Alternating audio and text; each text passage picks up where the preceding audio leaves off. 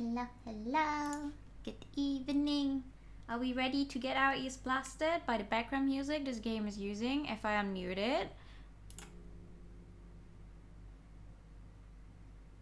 The song stops at a fucking second I mute it. Okay.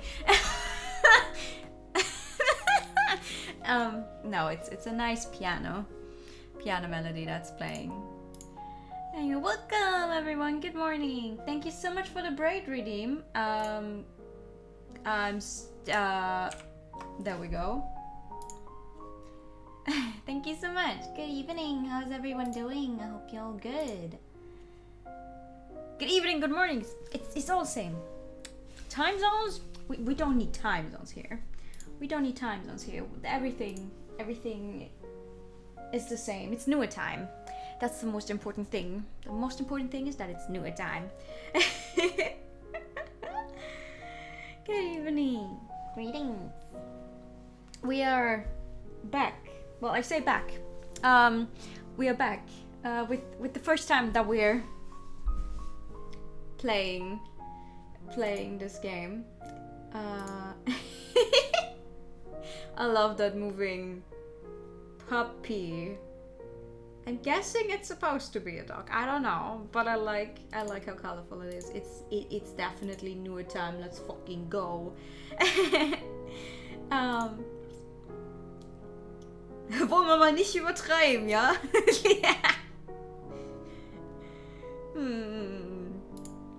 Nah, but first time playing this game. It's been on the schedule for I think the past 2 weeks now, and every time something else happened for some reason. Because I either played something else, I had to finish up something else, or the stream didn't happen, or whatever. Anyway, we're here now. This is a visual novel. It is, as far as I'm aware, I think not voiced. No English voice acting, no nothing. It also has choices. It has several endings. It has several endings. I plan on getting all of them because it's not that terribly long a game. I think I also have hiccups, which is not surprising at all. Let me see. Hold on. Yeah, how long to beat says the game itself is like 3 hours, and completion is like 5.5 hours, so I'm guessing, I don't know, considering that I'm streaming and I have to read out everything myself, it's probably going to take like 2-3 streams, something along those lines. But yeah, that's what we're gonna be getting into tonight, as soon as the game actually wants hello? Where's my game? There it is. Anyway, you're ready? I think it's about getting kidnapped. I think our player character gets kidnapped, and these two girls also get kidnapped. So that's what's going to happen. Let's see. I am blind. Like, I'm going into this blind. I have no clue. This world is not fair. Sweet! Kidnapping! Fuck yeah! Also, please tell me if it's like too loud or not loud enough. There was a saying, the world is one big, intricate machine. With the people as its cogs and the law as its screws, the countless pieces connect with each other in order to operate. Through continuous refining on top of repeated collapse and reconstruction, modern society is eventually formed. Reading aloud, maybe a few talks inside. Exactly. And I mean, we're not here to rush this stuff, we're here to experience it. The more complicated a machine appears to be, the more delicate it really is. One loose screw would stop the whole thing. One failed detail would lead to collapse. Therefore, we must be ever vigilant and watchful and remove every single problematic piece. Mommy needs to head out and take care of something, so have dinner without me. You can eat whatever you like. If Daddy calls, just tell him I'm in a class, okay? The laugh of an unknown man, hurried footsteps, and the sound of an engine starting. Oh, your mommy is cheating on your dad. It was at that moment I heard the sound of dissonance from the machine.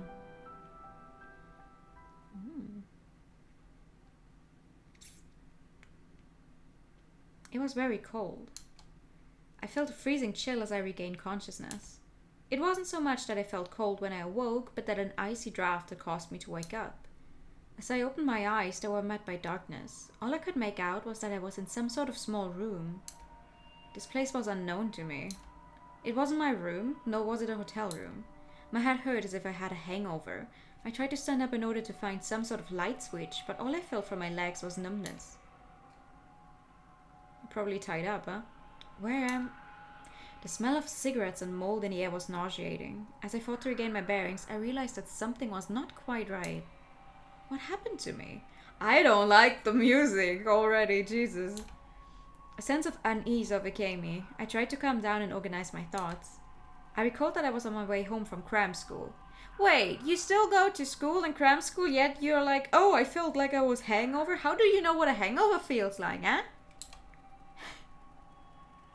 Finally up, rich boy? Who are... An unfamiliar voice rang in my ears, right when I opened my mouth to ask. Ouch! What the fuck? I have a stamina bar. The hell? Out of nowhere, a foot swiftly sunk itself into my stomach, launching me toward the wall. Oh, there's no voice acting, but there's coughing. Also, I should have probably checked for some kind of trigger warnings what this game entails. That was stupid of me. I felt my stomach turn and I almost vomited. However, all that came out was a dry fit of coughing. I couldn't stop spasming on the ground. All that was on my mind was the intense pain, yet I was also too scared to make any sound. Who is she? Where am I? What's she doing? What happened? My body's not responding. If this goes on, my body hurts. I have to escape. Countless questions went through my mind, but before I could speak, I heard that cold voice again. Who gave you permission to talk? I like that the sprite is a little, like it's a little hidden, but technically we can see her entire face. I don't know how good it actually shows up on stream, but we can see her face. We can see her eyes. There was no change in her expression as she watched me struggle. There was nothing but a look of pure animosity in her eyes. You better keep your mouth shut. I do not have the patience nor intention to play nice with you. Got that? Contain content not appropriate for all ages. Frequent violence or gore. General mature content. Okay. Okay. Yeah, we can live with that, I think. Frequent violence or gore, though.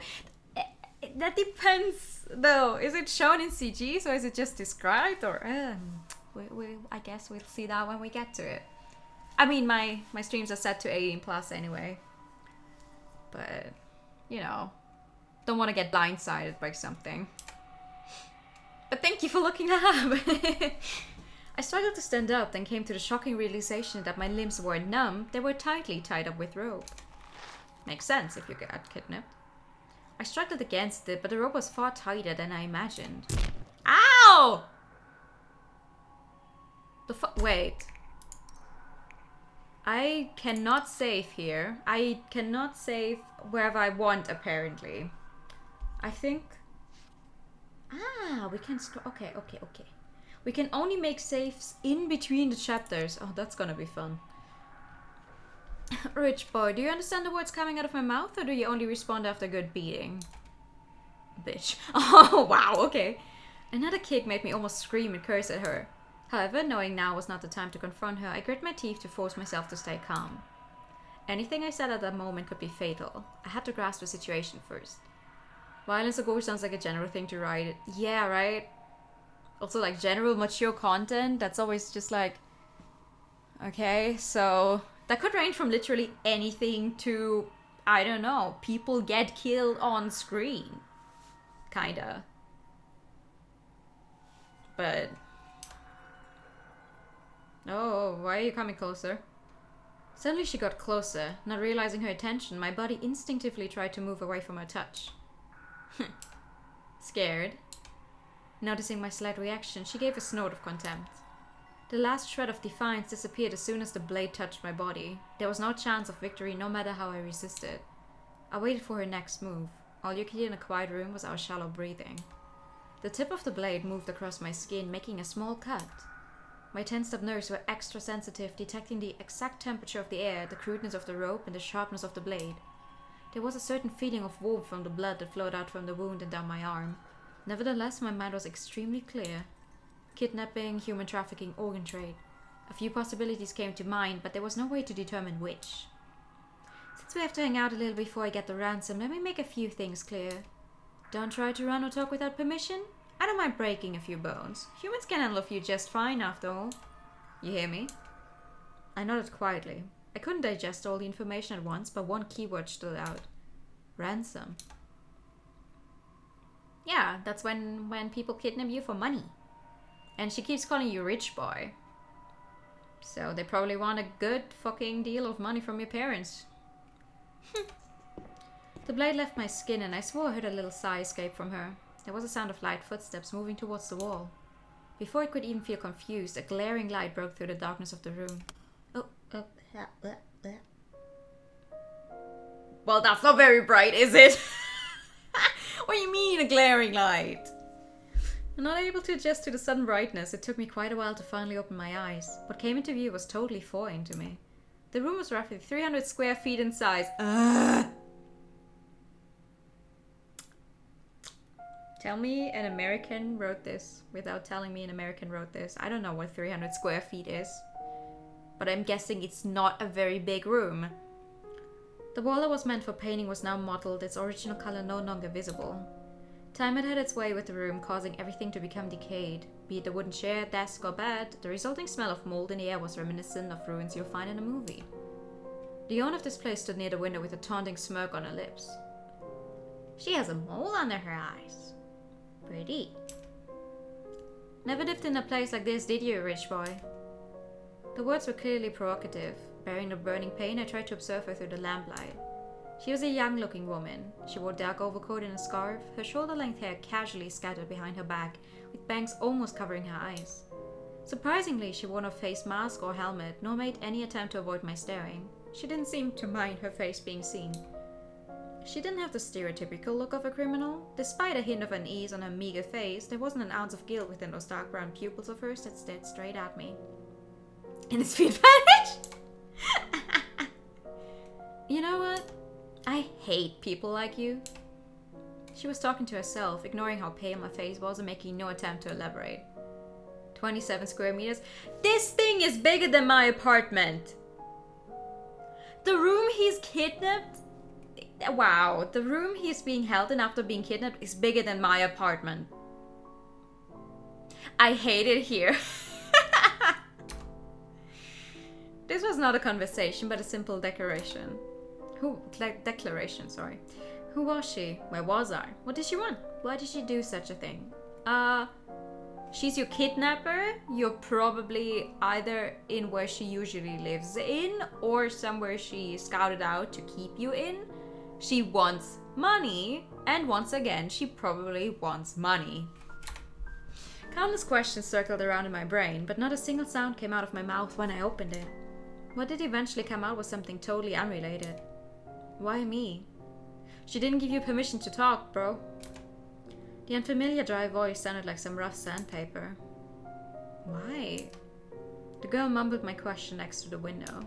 The light reflected off of the girl's face. Orange spots of light scattered across her messy hair, dancing like fire. She hung her head in contemplation. It took her a while to raise her head again with a grin. No particular reason. Howdy, everybody! Good evening! As though it was only natural. The empty voice held no emotions, but instead a malevolent sense of pleasure. The world is just unfair. Isn't that your favorite line? Seeing the shock in my eyes, she chuckled. Wait, does she know me? With a mocking statement, the curtain was raised for this kidnapping incident. Okay, what's happening? Achievement unlocked, kidnapping! Woo! Okay, oh, day 1 kidnapping. Okay, let's save. Here. Yes, save. Okay, cool. Next.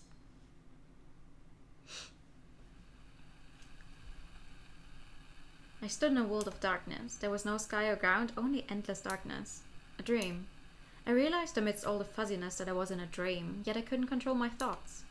The intermittent noise was annoying, like a radio with poor signal. Suddenly the ground began to slowly sink as if it were quicksand.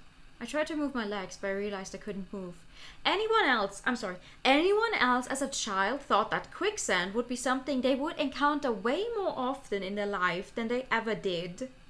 Just because of movies and children's series where quicksand was this big fucking thing that would always show up.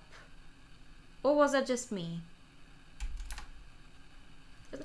It's your birthday today? Happy birthday! You still haven't encountered quicksand or Venus flytraps. Right, and the Bermuda Triangle. Exactly! Why was that so prominent as a thing? As a child, I really was scared that I would, drown in quicksand. My heels, my knees, and then my arms. The darkness gradually devoured my body. I heard that vivid disdain before my vision was overtaken. I hate people like you.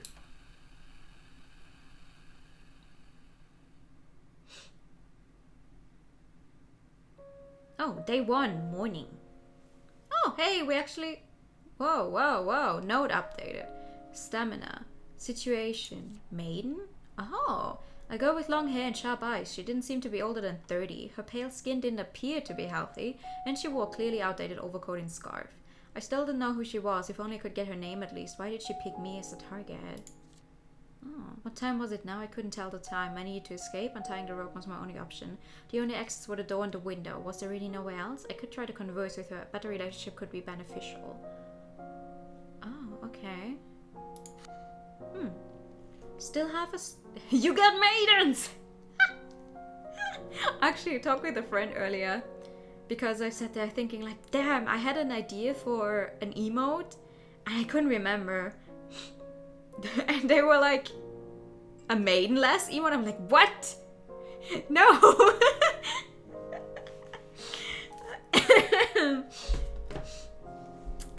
Still half asleep, I opened my eyes. The room before me was still the same unfamiliar one. Are those fries on the ground? No, never mind, that's cigarettes. It's cigarettes. It's just me who wants fries. Room is here, so it's short hair. Thank you for the redeem. So it wasn't a dream. A long sigh couldn't relieve the depression in my chest, and my heart sunk to the pit of my chest.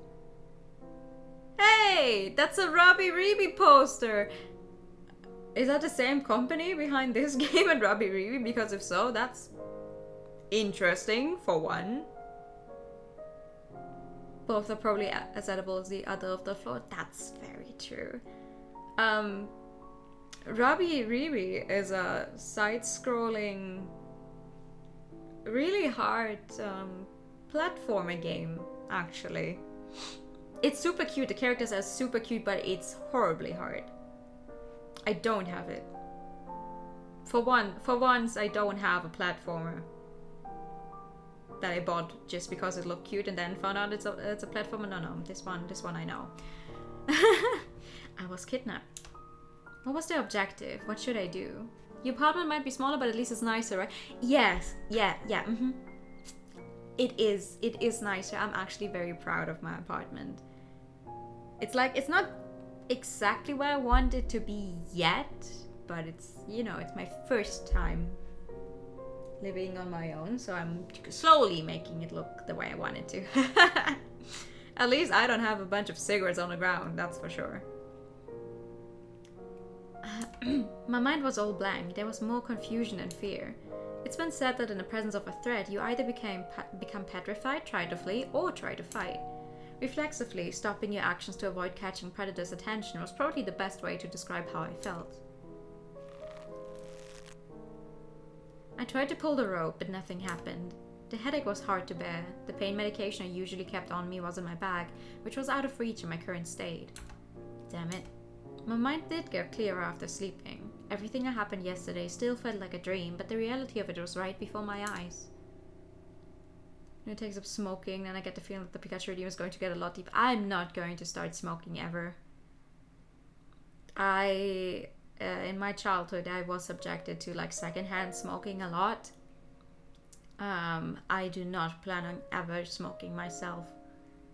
I do not have fries on the ground. No, I do not. I do not have fries on the ground. Hindi for Pikachu.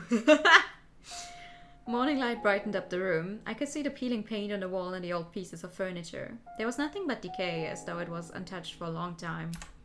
Was it an abandoned empty house, or did they actually live here? The kidnapper was nowhere to be found. I couldn't hear anything, and thus couldn't tell how many people were around. Perhaps shouting for help might catch someone's attention, but the kidnapper might be also right outside of the door. Oh god, it's timed! I don't like stuff being timed. Oh god. But yeah, don't start shouting. It's probably not a good idea. Let's contemplate the situation. My yelling might not be heard, and I could be in trouble if we got the kidnapper's attention instead. The only smoke you knew will be doing some fools in Mario Kart. Wouldn't that be nice? I could still feel the pain from where I got kicked the day before. I tried to make myself a little more comfortable and relaxed my back by leaning on the wall. First, my physical condition. My hands were tied up to the point that I had no space to move around, let alone release the rope. My body overall was fine, but I couldn't really rest in this position. I had to save my energy to escape. So where to start? Oh god, are all of these timed? I don't like that. My memory before arriving here. I was on my way home from the cram school. Someone suddenly called my name when I passed by a road under construction. My mouth was covered before I could turn around. The last thing I remembered was the smell of some chemical. Some sort of anesthetic. Ether, maybe. This felt like some plot straight from a movie that I never imagined it would happen to me. Not that many people passed by that place, nor was there surveillance camera. No one probably even noticed I was kidnapped yet. I was uncertain if there was an accomplice. I was not particularly bulky, but I doubt she could drag me away all by herself. In fact, who called me back then anyway? Despite my best effort, I couldn't even remember that person's gender. Oh, note updated. I was kidnapped on my way home, but perhaps she wasn't the only one who was involved. Well, I mean, according to the picture on the Steam page, there's 2 girls, I think. Before I could think further, I heard footsteps outside. I couldn't help but tense up. Who was that? Before I made up my mind on how to respond, I saw the girl pushing open the door. And she has a knife. Holding a knife and wearing the same overcoat and scarf, she stared at me. I tried to look back calmly, but I could still clearly feel my rapid heartbeat. Finally out, bridge boy. I looked at her silently, trying to guess her intention from her words and actions. I was in an unfamiliar situation, and there were too many questions still unanswered. The location, the time, the objectives, any sort of information would help. You're free once your daddy pays up, so stay quiet. I'm betting you beat this during the stream, super short game. Really? I plan on doing all of it, so like 100%. I'm not sure we can do it all in one stream. Otherwise, I can't guarantee what'll happen to you. After she told that to me, she sat next to the window and lit a cigarette. It took you 2.5. Yeah, but that's you on your own, not reading it out loud, no? It was easier to see her face in the sunlight. Her neglected long hair was messy, and her long bangs almost blocked her vision. Her pale skin wasn't makeup, more like something she was born with, or the result of poor health. Or maybe drug abuse. Hey. And you see? You didn't 100% it. We'll see how long it takes us. The girl's voice broke my train of thought. She stared coldly at me with the cigarette still in her hand. I will make a few things clear. When I contact your dad, don't talk, don't move, don't have any funny ideas. This is not a game. Or is it? I don't have the patience, and I don't mind shutting you up by breaking 1 or 2 bones. Digesting her every word, I pondered what to say. Got it. Got it. I'll play by your rules. Still assessing the best way to deal with her, I should avoid triggering her for my own safety. You better. I'm free once you get the money, right? What do you think? Her nonchalant answer proved my guess. Not that her assent meant anything. If a kidnapper's promise actually meant anything, then even world peace wouldn't be a pipe dream. How Chin-Chang? Oh. Oh, it's a Chinese game? How Chin-Chang? I need to learn how to pronounce Chinese stuff. Age 18, only son of CEO Hua Cheng. Address is Chongqing Road, Lane 2. Living by himself, buying breakfast at 10 a.m. every day, jogging at the park at 8 p.m. Cram school every Tuesday and Thursday, which ends at 9:30 p.m. Always takes a shortcut at the walkway under construction. She lazily read my information and from time to time paused to look at me as though anticipating something.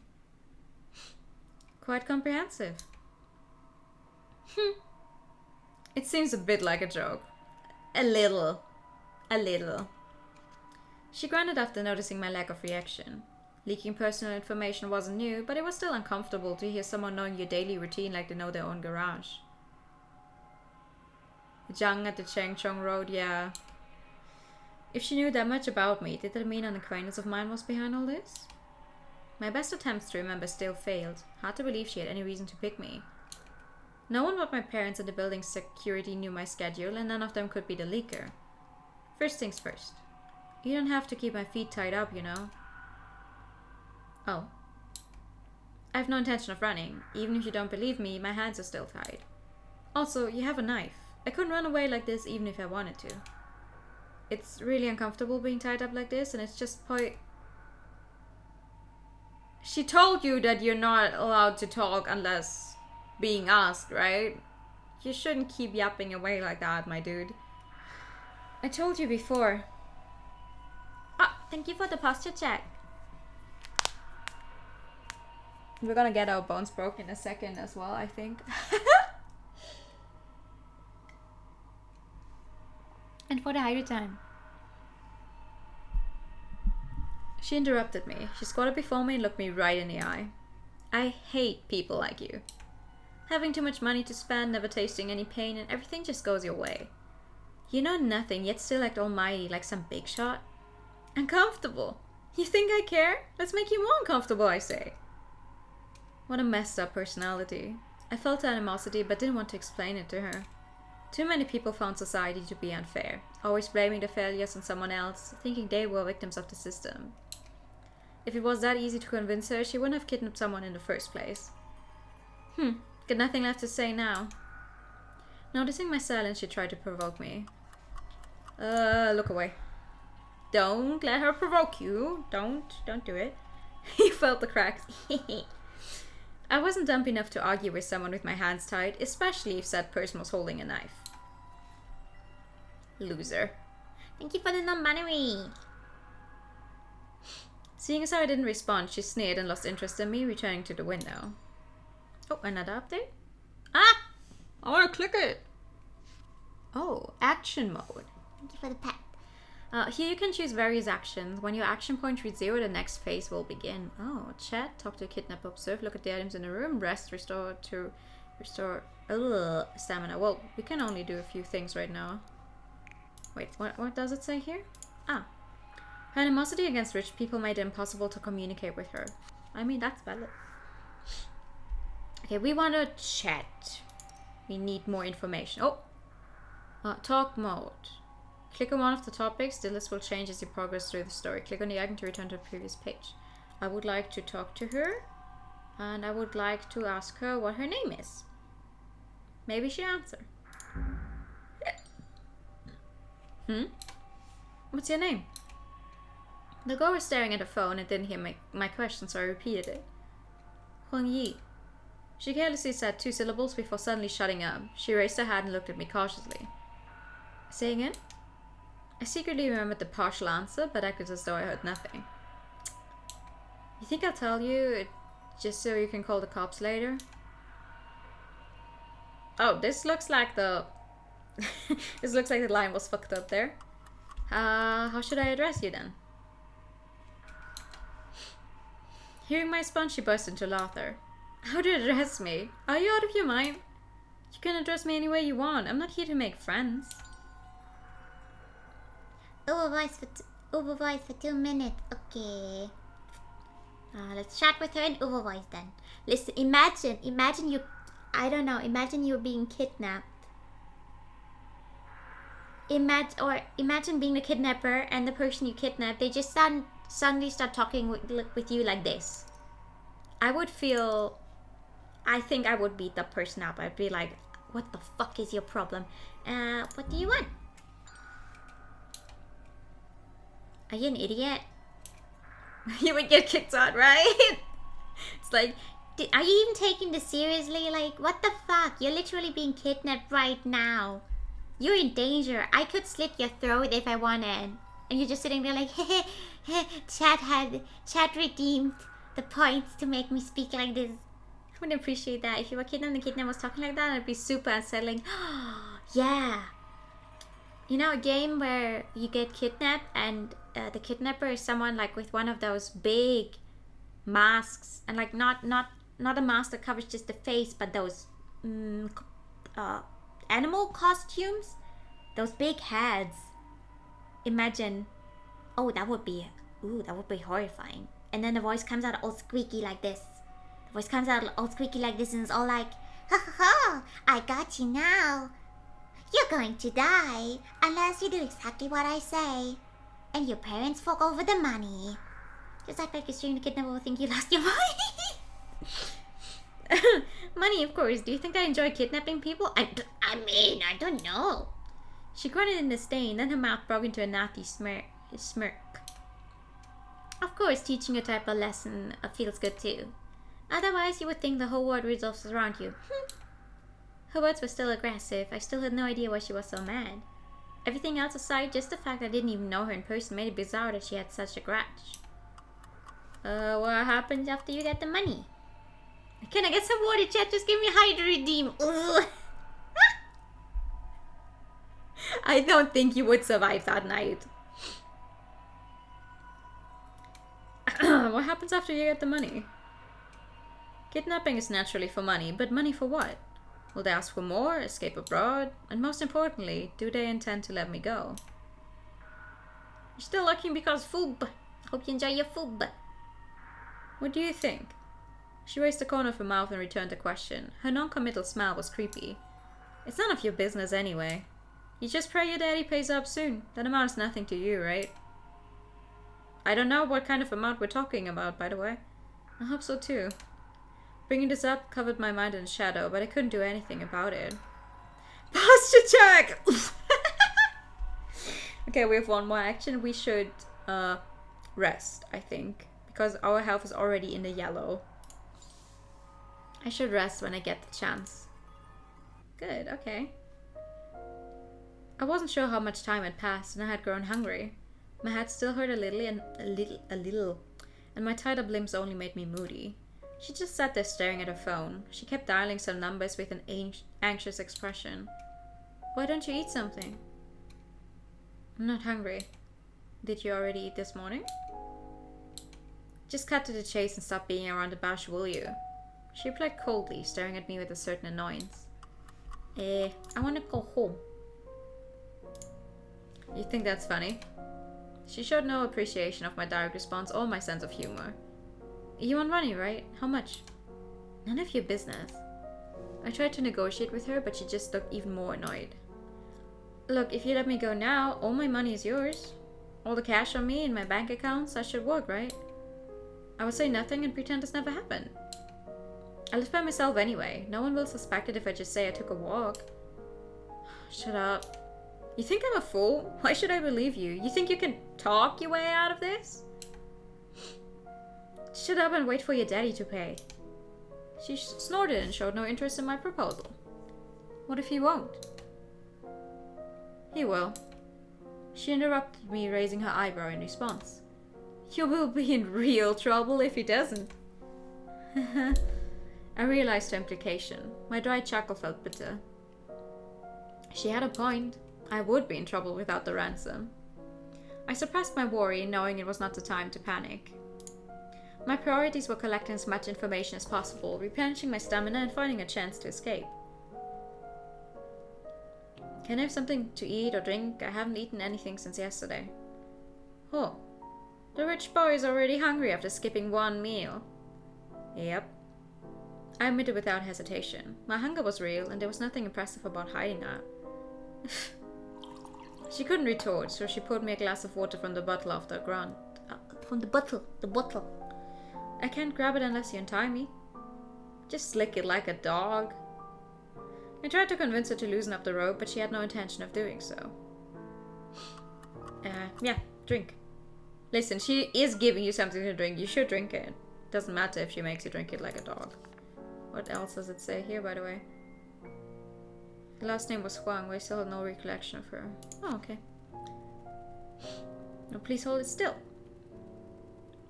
Seriously? Noticing I would do as she suggested, she sounded surprised. Wasn't it your idea? If you don't want to, you can just feed me yourself. Not breaking a sweat, I replied coldly. Pride was not edible, and I had to keep my strength. I was used to it. If someone wanted to insult or enrage you, just accept it plainly. People are like cats. They don't show interest in toys that don't struggle. Don't move. No longer composed, she moved closer to me, water in her hand. What are you... I was pressed to the wall without finishing my sentence. She bent my hand and forced the water down my throat like some sort of torture. Ugh. Oh. Want some more? She raised her eyebrows, smiling victoriously. Screw you. I couldn't say anything while choking. The spilled water soaked my clothes, making me tremble in this cold weather. That was straightforward and violent, but at least I can rest a little after drinking some water. Hey. That's good. We got something to drink at least. Kinky, I mean. The cell phone on the table started vibrating. She stole a glance at me with pursed lips after seeing the number. People had small gestures when they were under pressure, like pursing lips, flipping hair, and biting nails. The person in question might not be aware of it, but one's body language revealed their true emotions. Stay here and don't you dare make a sound. Leaving with that threat, she walked out through the door with her phone. With the door closed shut, I vaguely heard the conversation outside, but was not able to figure out the exact content. Was it an accomplice? There would be even less of a chance to escape if there were more of them. Wow, the clouds are moving. I sighed toward the sky, as though mocking my effort. Every undesirable outcome had occurred. I can't fucking talk today. You see what happens? If there was only her, then I had to rest as much as possible. There might be a chance to escape when she wasn't careful. The door wasn't the only exit. I might even be able to jump out of the window if I could free myself from the ropes. Locations, head count, weapons, too many uncertainties, let alone how to untie this damn rope. It was more practical to figure something out on my own than to wait for rescue. It would have been ideal if I could persuade her to let me go. I absolutely could not trigger her before I was prepared. At the very least, I should get her to drop her guard to facilitate my escape. After that, I would play it by ear.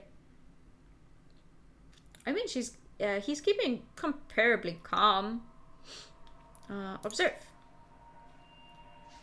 Oh, okay. Previous page. Click on icon to change view. When a cursor changes to the eye icon, you can look at certain objects by clicking on it. I see.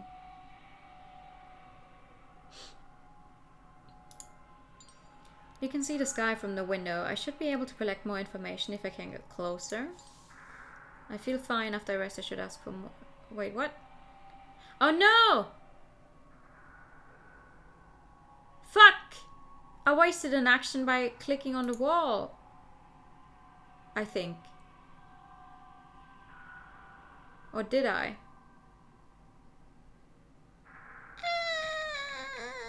No, no, no, no, no. No, no, no, no, no, no.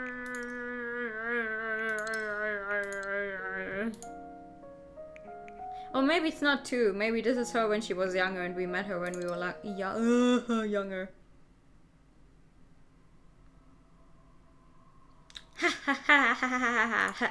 Excuse me.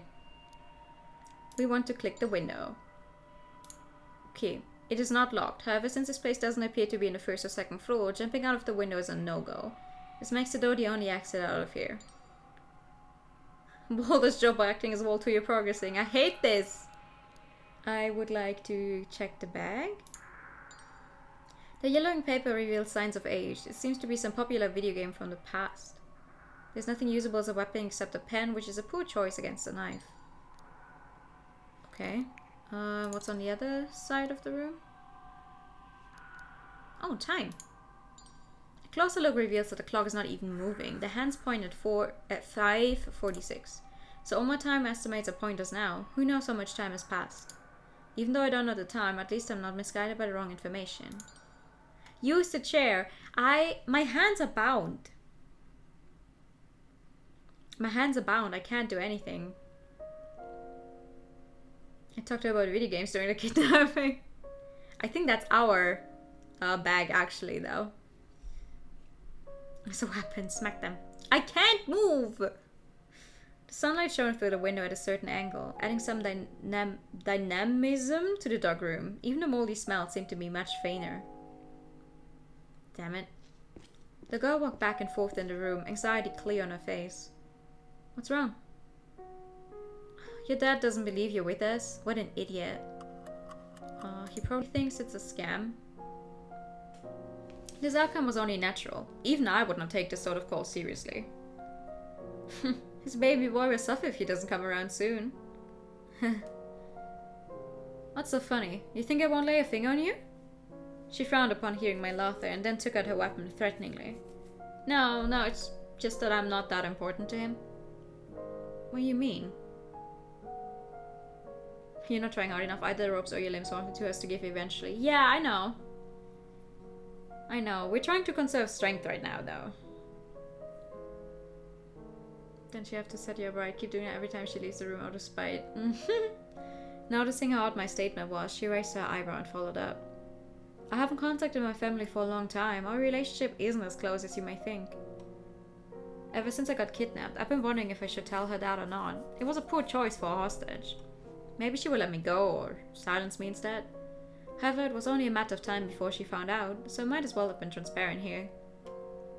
Why, rebellious face or something? He's self-centered or maybe just a workaholic? My complicated family relationship was hard to explain in a few words. I was deciding how to piece my sentences together to answer a question.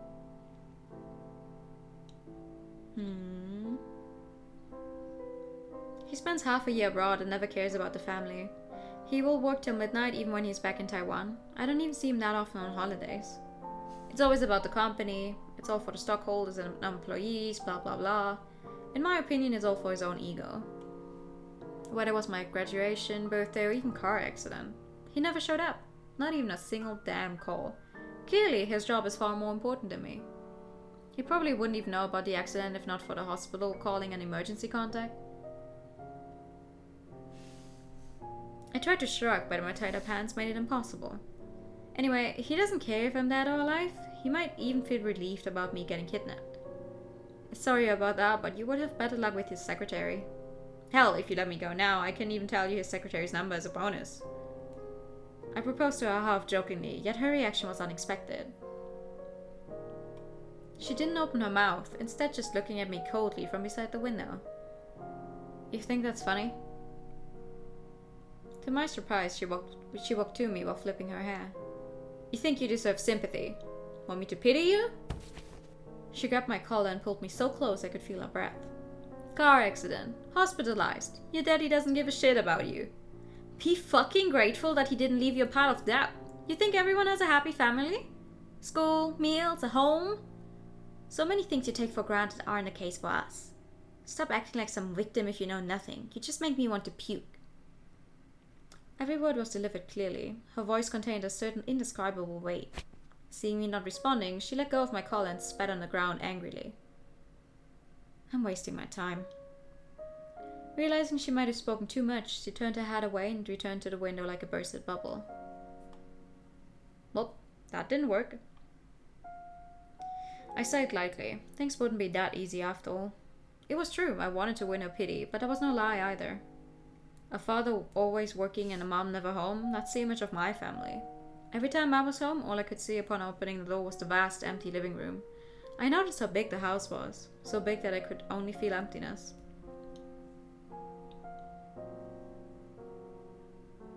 Yeah, there's a bunch of typos. That's alright. I breathed it out, raised my head, and looked at a small part of the sky from the window. The only lie was that I no longer felt hurt by it. It wouldn't be that easy. Psst. Oh, day 1, night. Hunger. Night came and I'd eaten nothing but some crackers. I never knew starving could be this uncomfortable. She didn't seem to eat anything either. She was either staring at a phone or smoking while looking out the window. There were a few phone calls, but they were all made outside so I couldn't hear them. I didn't know what they discussed, but it didn't appear the negotiation with my family was smooth.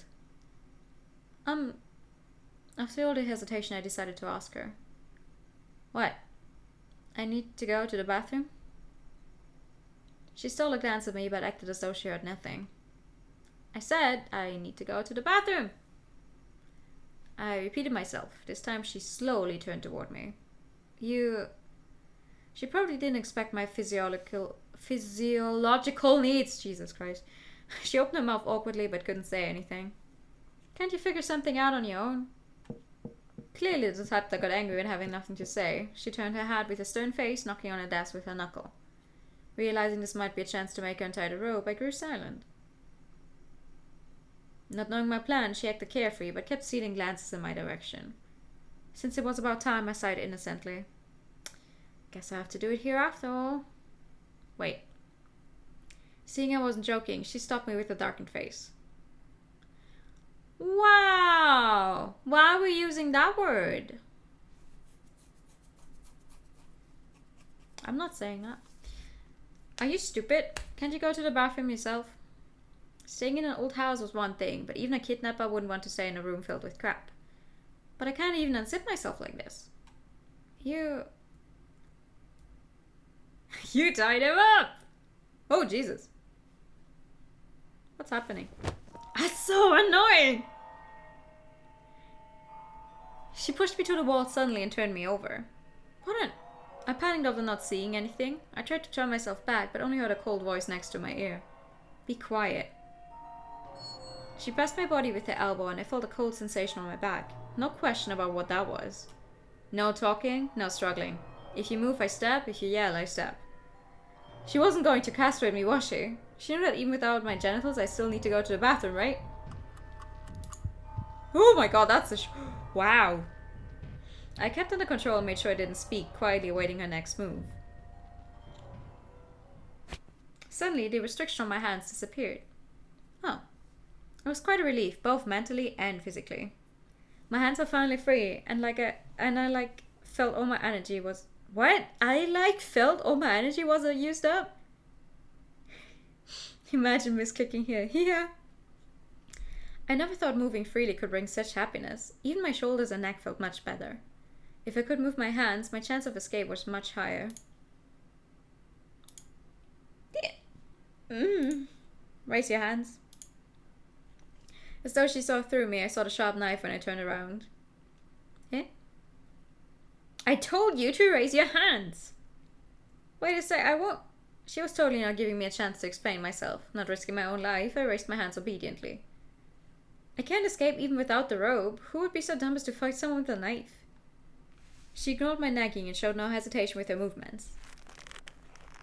My happiness evaporated instantly. Within a minute of my freedom, I returned to being a prisoner.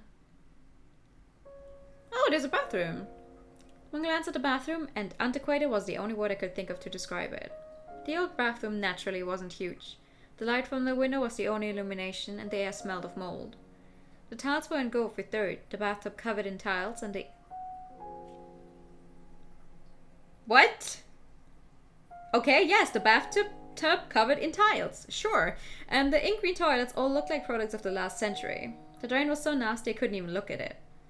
I tried to make a face in the mirror, but the reflection was so blurry I couldn't even recognize myself. Old small bathroom is better than no bathroom. My effort to tear the rope was in vain. I moved my tied hands back and forth, but I couldn't remove it without some tool. If I could find some sort of sharp item, like a razor or a broken tile. Danya, you better not have any funny ideas. Almost done. She sounded impatient outside the door. To avoid suspicion, I chose not to stay too long. I prepared to leave after finishing my business. Bathroom breaks were the only time I was by myself. If only I could find some weapons. Next time, maybe. Ah. I twisted the faucet. Surprisingly, there was still running water. Upon exiting, she immediately moved closer in case I was hiding something. From the rope to my pocket, she didn't miss any detail. There's nothing, really. A toothbrush! Even a body search didn't seem to remove her suspicion of me, as though there was no way I could be disobedient. It'll be fine if I cooperate, right? I'm not brave enough to risk my life. You better not be. You're the only one in trouble if you try to escape. If the rope can hold you, I wouldn't mind breaking your leg. Making a final threat, she returned to the window and lit a cigarette. She tightly supported her head. The messy hair hid her expression, making it hard to tell her thoughts, which seemed to disappear with the cigarette smoke.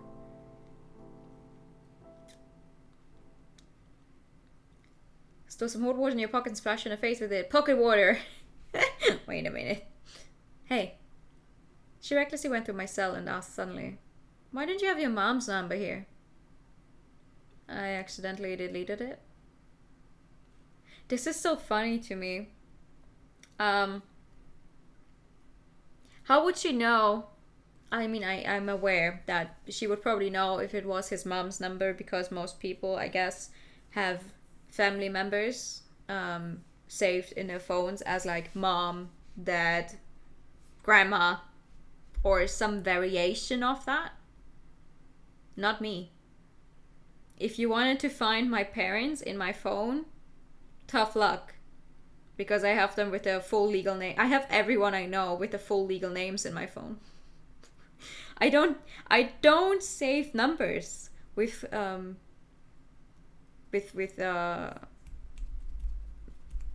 nicknames. I don't do that because my type of thinking is like, what if something happens and I need the full legal name for something? There it is. The clock on the wall had stopped. I have to figure out the time on my own. There was nothing in my backpack that could cut the rope. If only I had something sharp. Based on the height from the window, jumping out of it would be unlikely. Planned kidnap of no won't work. We gotta call it off. Hey! Hey! Oh? She's busy? No. Time for me? Having no intention to talk about my family, I tried to end the topic quickly, yet she started laughing mockingly. You just call every number. Oh no. So busy that she doesn't even know her son was kidnapped? Isn't your dad the only one working? What is she busy with? Shopping, afternoon tea, buying luxury purses abroad? How biased can you be? Someone will give us $10 in a day pass to Six Flags. I was fed up with her unreasonable attitude, trying to paint rich people as pigs drowning in money and all sorts of luxury. They had no ability nor brains and were only good at ordering people around with money, exhausted their employees every day just to earn more money to waste. I didn't know how many people believed in such stereotypes, always suspecting others were doing something illegal if they had a better life than themselves. They didn't ponder the reason behind those differences, but simply lamented the social injustice and cursed others' success. Such blind hatred of the rich was simply laughable. All these claims of they're just lucky and rely on their parents, I could do the same if I were rich, were just to propel forward their self-righteousness. You could start a crowdfunding for you guys. Biased. Hearing my words, she snorted and raised her eyebrow in disapproval. Are you kidding me? Aren't you the ones with the bias? What can you achieve without a diploma? Hey, who let people like her in? Watch out, she must be a thief if she's this poor. Aren't these your slogans? After a lively I can't talk today. After a lively imitation, she burst into laughter, a voice filled with self-depreciation. I would like to know what I've done to deserve all your bias. Her tone sounded like one who'd been through much discrimination. I wasn't sure what sort of experience had led to such an extreme mindset. Yet such words from the mouth of a kidnapper seemed only to prove those biased statements. Whatever. She turned her head and was unwilling to say more. Night arrived. Her eyes sparkled like stars and focused on some faraway place I couldn't reach. Couldn't be helped, I know that. Shikatanai. The word isn't fair. The girl's whisper was barely audible, and I wasn't sure if it was directed at me or to herself. Deprecation? Deprecation? Oh! Thank you. It echoed within the room like some spell and stayed for a long time. That makes sense, because every time I read the word I'm like, hey? That doesn't add up. Many things were easier than expected. She never knew kidnapping could be this easy. He was taken without any sort of resistance. The girl looked at the boy next to the wall, who curled his body up to preserve some warmth. The short and rapid breathing seemed to indicate he couldn't find peace even in a dream. Uncertain if he had really fallen asleep, the girl didn't close her eyes despite her drowsiness, afraid he might escape if she wasn't careful. Once she got the ransom, she could start a new life, away from the stigma and boredom. The cell phone flashed a notification. Some hesitation flew across the girl's face, but it reverted back to the same look of sternness. She had long decided that it didn't matter what it would take. So long had she lived for someone else, it was time to fight for her own right. Can do a Thunderbolt shoe too.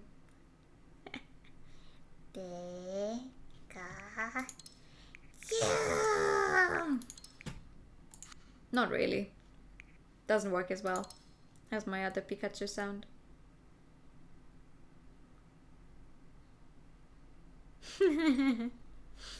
Note updated. So cold. Couldn't rest with this cold weather, if only there was something warm. Okay. Maybe it was discrimination from her being impoverished that led to such a deep-seated animosity. Give us 2 tier 3 newer gift subs, or we force him to do a cursed Uber voice for the next 8 hours.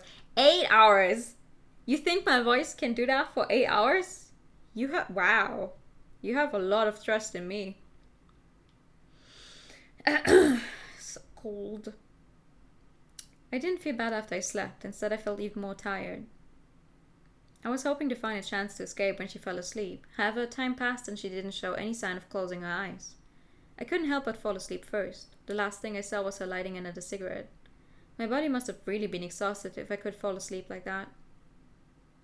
I opened my eyes in a daze and saw an unfamiliar face right before me. Huh. The fuck? I jumped back reflexively and tried to shake my chest with my hands. Nobody said you weren't spending most of them napping. Yet my tied up hands reminded me of my kidnapped status. Regardless, I was shocked by this new face. I guess there are 2 girls.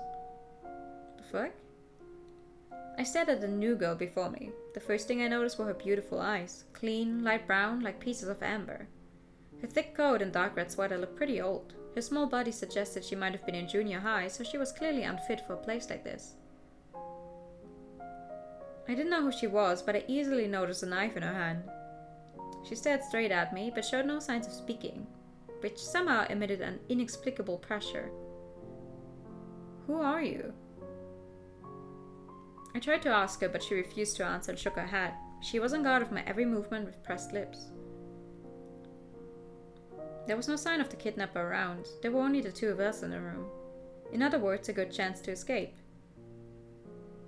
No, we don't do that. Why is everyone armed here? What is that? There's some... Oh, okay, hold on. I just now realized that that's a closet. I was thinking that may be the door, but it's not. Can you untie the rope for me? Head shaking. Seeing she had no intention to help, I tried to untie it myself. Her expression vividly changed upon noticing my attempt. Don't move! As expected. Only another victim, or the accomplice, would be here. If she wasn't tied up and instead held a knife, then she must be my guard. Except for, the girl with the knife ready to stab you, right? The quiet girl and the antisocial one. What a bizarre combo. This sort of plot in a movie would have easily triggered the haters. It appeared reality could be more ridiculous than fiction. I breathed out and couldn't help but laugh out of stress.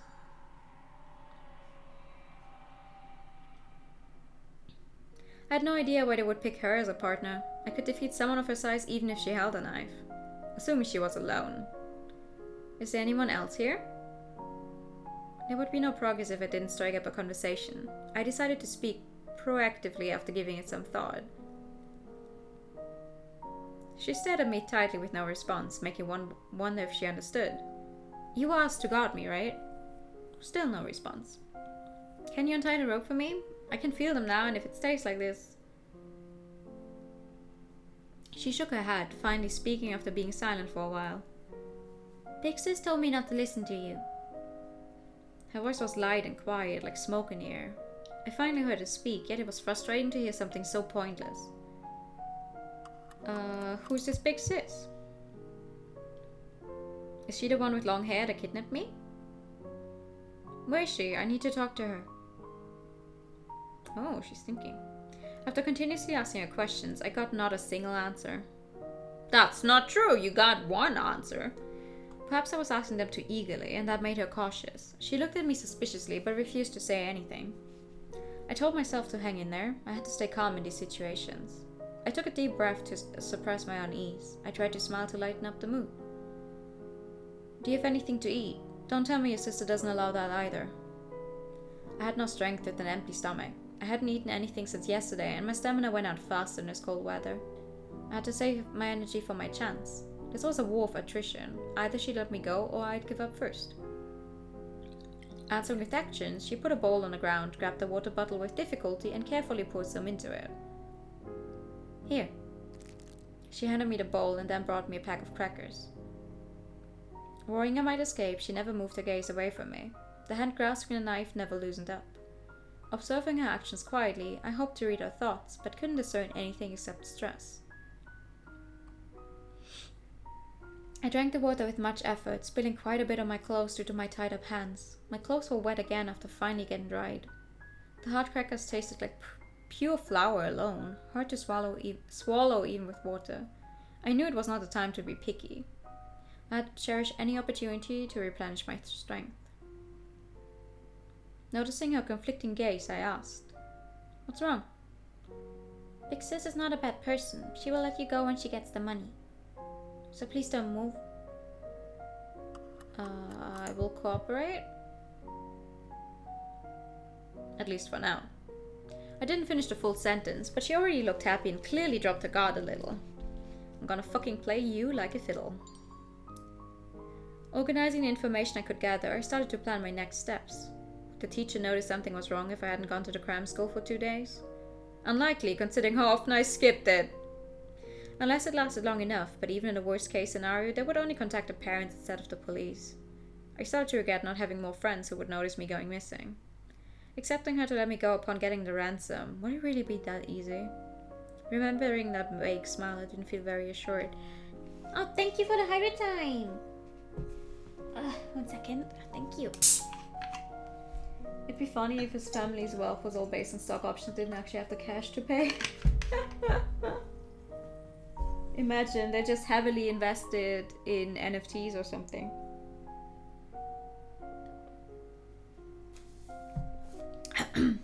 Remembering that actually Arena, I forgot last time already. Remembering that vague smile, I didn't feel very assured.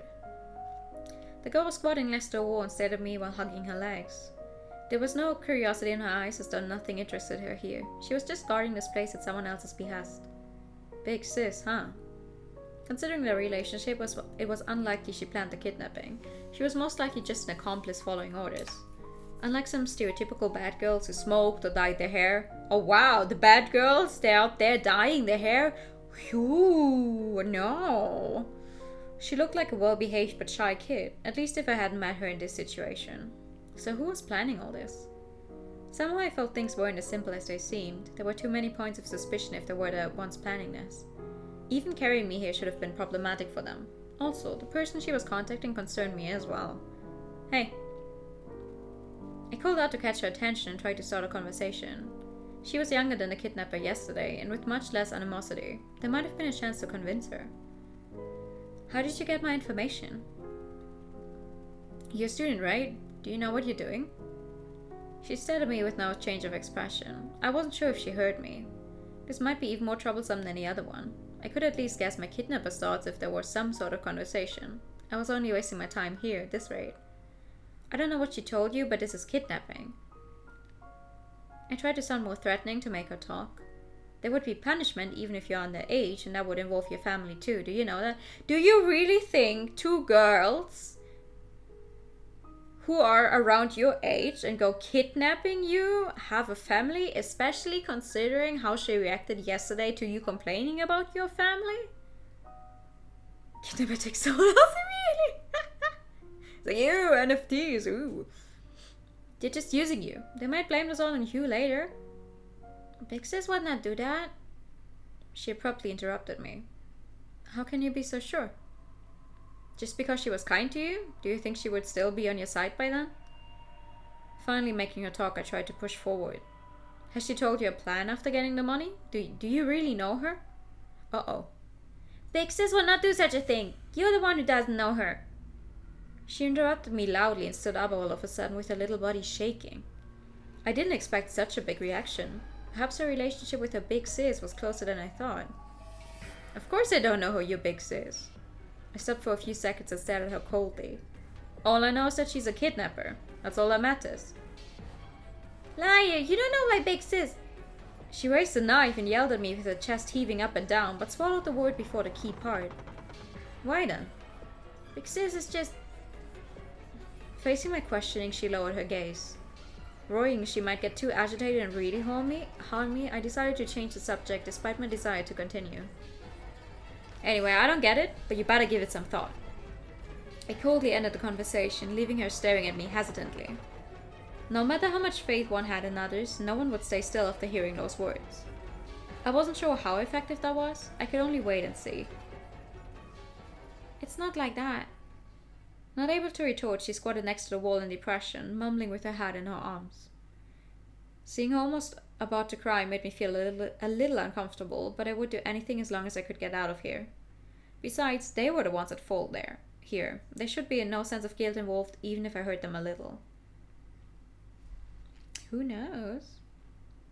Welcome back. Alright. Oh, she's the girl. Okay, the young girl looked emaciated. She was most likely no older than the average junior high school student. With her head hung down, she looked a little scared and didn't want to talk. She didn't seem to have the same level of animosity as the other girl. Maybe I could convince her. She believed her sister would let me go once she got the money, if only things would go so smoothly. Alright, we want to chat with her. Yes. Why me? Oopsie. What do you mean? There are many rich people out there to kidnap. Why me in particular? Wouldn't a little kid be an easier target? I still didn't know why they picked me. If I could figure that out, maybe I could guess the culprit's identity. I don't know. Big sis just asked me to guard you. I'll inquire further. So this was all planned by that big sis? No, it was Mr. Ken. She tried to defend her big sis, but shut up immediately upon realizing she shouldn't say anything more. Huh. That's some information. Mr. Ken. I had no recollection of that name. Did they really pick a target at random? Or was there another culprit and the guy was only their point of contact? The Mr. Ken you just mentioned. I don't know. I tried to trick her but failed. Hanging her head, she answered unhappily. Her voice was as cold as her gaze. It was worth a try. Okay, what else? How long have you known Big Sis? How long have you known Big Sis? Oh. She stared at me cautiously, as though not feeling too happy about me saying bad things about her big sis. You really like your sister, huh? I sighed heavily. The depression in my chest didn't lessen one bit. Yeah. She nodded without a second thought. She was only this certain when it involved her big sis. What if you're being manipulated? I don't want to hear that.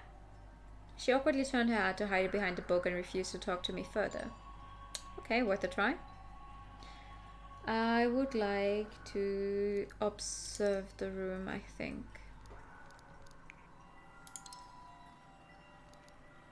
We didn't get to check out everything yesterday. What about the coat? It's so cold. Without my coat, all I have is this thermal shirt, which is far from sufficient in this weather. I have to keep myself warm to even rest. I can't conserve my energy without sleep. Can you bring me a coat? I'm a little cold. She turned her gaze to the coat, but only shook her head, unmoved. No. I just want to keep warm. It would be troublesome for you if I got sick, right? She hesitated but handed me the blanket on the bed after seeing I wasn't lying. Here you go. Thank you. So, please don't run away, okay? Hearing the almost pleading tone, for a split second I didn't know how to respond. It wasn't like I had a choice. What was she thinking about? Regardless, I could finally rest nicely. Nice! Okay. It's good, we gained something. Imprisoned life was surprisingly boring. I couldn't do anything with tied hands, and the only person I could talk to was as silent as a rock in one corner of the room. There was no phone, no TV, no internet. The usually insufficient 24 hours now felt way too long. Yet she didn't look one bit bored. Flipping through a book from God knows where, she observed my movements from time to time. I ate the same crackers for breakfast and lunch. I also went to the bathroom once, hoping to find a chance to escape. She stood outside with the knife when I was in there, neither rushing me nor leaving. Having found nothing useful there, I left post-haste. Don't you eat anything more normal, or do you just love crackers? She ate the same thing as me. They were cheap and tasteless, no matter how long you chewed, and they only served to make your mouth dry. Unless you won a year's worth of them from a lottery, there really was no reason to keep eating them. I started the conversation out of boredom. She raised her head thoughtfully. This is very cheap and lasts long. Aren't you worried about malnutrition? There's nothing but starch, let alone fiber or vitamins. Pretty ironic for something called a nutrition biscuit. Oh. Showing no concern about balancing her diet, she didn't even raise her head, just replied nonchalantly. Hanging out with her this whole morning, she didn't give any sort of proper response except when it was about her big sis. Pretty incredible, I would say. Strangely enough, it wasn't like she cared about this big sis that much. It was more like she just didn't care about anything else. Did you figure something out with my dad? No idea. Her answer without hesitation didn't appear to be a lie. However, it did trigger my curiosity if she didn't even care about the status of the ransom. No matter who you are, you must care about something, whether it be family, work, or some dream. Yet she had none of that. There wasn't even some sort of animosity against me, only caution at most. Try to talk. Why do you like your, big sis? Hesitating a little, I decided to follow how she addressed the person in question. Because big sis took good care of me. That's it? She said no more despite the pause. Then I realized she had finished. She frowned as she stared at me. You were willing to do all this just because she took good care of you. It's quite the burden. You must be easy to please. What the hell? If you treated her nicely, she might even kill someone for you. Kidnapping is by no means a light crime in any country. You could easily end up with more than 10 years of jail time. I finally understood why gangs like to recruit students. Around that age, anyone nice to you must be a friend, and one would do anything for a friend. Unable to retort, a bit of confusion flew through her eyes. Because Big Sis is nice, I want to help her. Is that strange? She said quietly. Depends on what you're helping her with. It was a simple question, but with an implication. Maybe no one took care of her except this Big Sis. Many things you take for granted aren't the case for us at all. Remembering her words from yesterday, I realized they might have some real difficulties. Now I just feel sympathy. Maybe they had their reasons to do this. As she said, the world is not fair. If only I could convince them to let me go. It will not be that easy. Probably. Anyway, let me check this real quick. What else was there? She was unexpectedly loyal to her big sis. Someone named Mr. Ken was involved. Perhaps he was the one really behind this. Okay. Within the silence, the sudden phone vibration sounded extra sharp. Unlike yesterday, the girl picked up the phone immediately. Hello? Perhaps she was asked about me, as the girl glanced at me when answering the call. Yes, it's alright. I had no idea what the conversation entailed and could only guess from her words. Okay. It was the kidnapper from yesterday. Where could she be if she needed to call to confirm my situation? Did she already contact someone to get the ransom, or maybe there are other bases? He's next to me. Alright. Oh? The girl handed me the phone. I raised my tight hands and then shrugged helplessly. She hesitated a little, then put the phone next to my ear. At this distance, maybe I could bump into her by surprise. I could probably still overwhelm her even with my tied up limbs. Before making up my mind, I heard a voice from the phone. Hello? The cold voice sounded a little different through the phone. The noisy background seemed to indicate she was somewhere outside, maybe a restaurant or a karaoke place. Hey, can you hear me? Yep. I see you're still kicking. Sorry to disappoint. She didn't seem pleased with my greeting. Maybe she was expecting me to go into a panic and shiver in the corner. The more she wanted to see me in fear, the more I wanted to act indifferently. It wasn't really part of any sort of strategy, just some pointed show of resistance. You should know this by now, but I repeat it again. Don't try to run, don't ask questions. I am watching you, and if anything happens... She paused and left the thread. Even if I agreed to return you, I wouldn't be breaking the deal if you lost an arm or leg. Got it. I didn't even need to guess what she wanted to say. Lose an arm or leg, throw me with a glyph, blah blah blah. A glyph? Throw me with a glyph? Hell, even agreeing to return me alive was already saintly of her. Most wouldn't even intend to keep the hostage alive. Hostages usually got silence after the kidnappers got their money and were ready to run. I didn't plan to believe her words from the beginning. If I played too nice, I might get killed without knowing how. Is my dad paying? None of your business. Just worry about yourself. But... bullshit. Why would I ask about that if not out of concern for my own safety? I wanted to ask more, but got stopped mercilessly. I'm heading back now, so stay put. That's all. Hey, wait! Before I could say anything, she hung up. Hanging up right after she said whatever she wanted. What a woman. Hearing the empty sounds of a disconnected call, I knew being mad would make no difference. What did Big Sis say? She approached me once the call ended and asked me worriedly.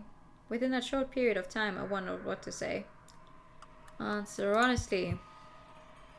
She told me to stay put and she would be home soon. Oh. Not showing any emotion, she simply took away the phone and sat back in the corner. I remembered how the Big Sis sat next to the window smoking, seemingly in thought and also impatience. In contrast, this girl was way too quiet, and she just sat there holding her legs together. How much did she really know about the kidnapping? She didn't even know me, know what to do. Her Big Sis asked her to guard me, so she guarded. Her Big Sis asked her not to talk to me, so she didn't talk to me. Whether it was about the outcome or the reward, she was clueless and didn't care. She just had faith in her Big Sis. Such blind trust was not far from stupidity. I almost felt bad for her. You are literally the one tied up! But okay. Time felt much longer when you were waiting. I even sighed in relief when I heard a sound approach. A motorcycle engine was shut down not too far away, and the closing footsteps echoed through the staircase. The noise was empty, but had a certain rhythm. There was no elevator. Was this an apartment or some privately owned house? At least she has someone she can trust. I could only hear one person's steps, so there was no one coming back with her. I'm back. The one who walked in was the same girl from the day before, aka the Big Sis. Same overcoat as yesterday, and her expression hadn't changed either. Welcome home.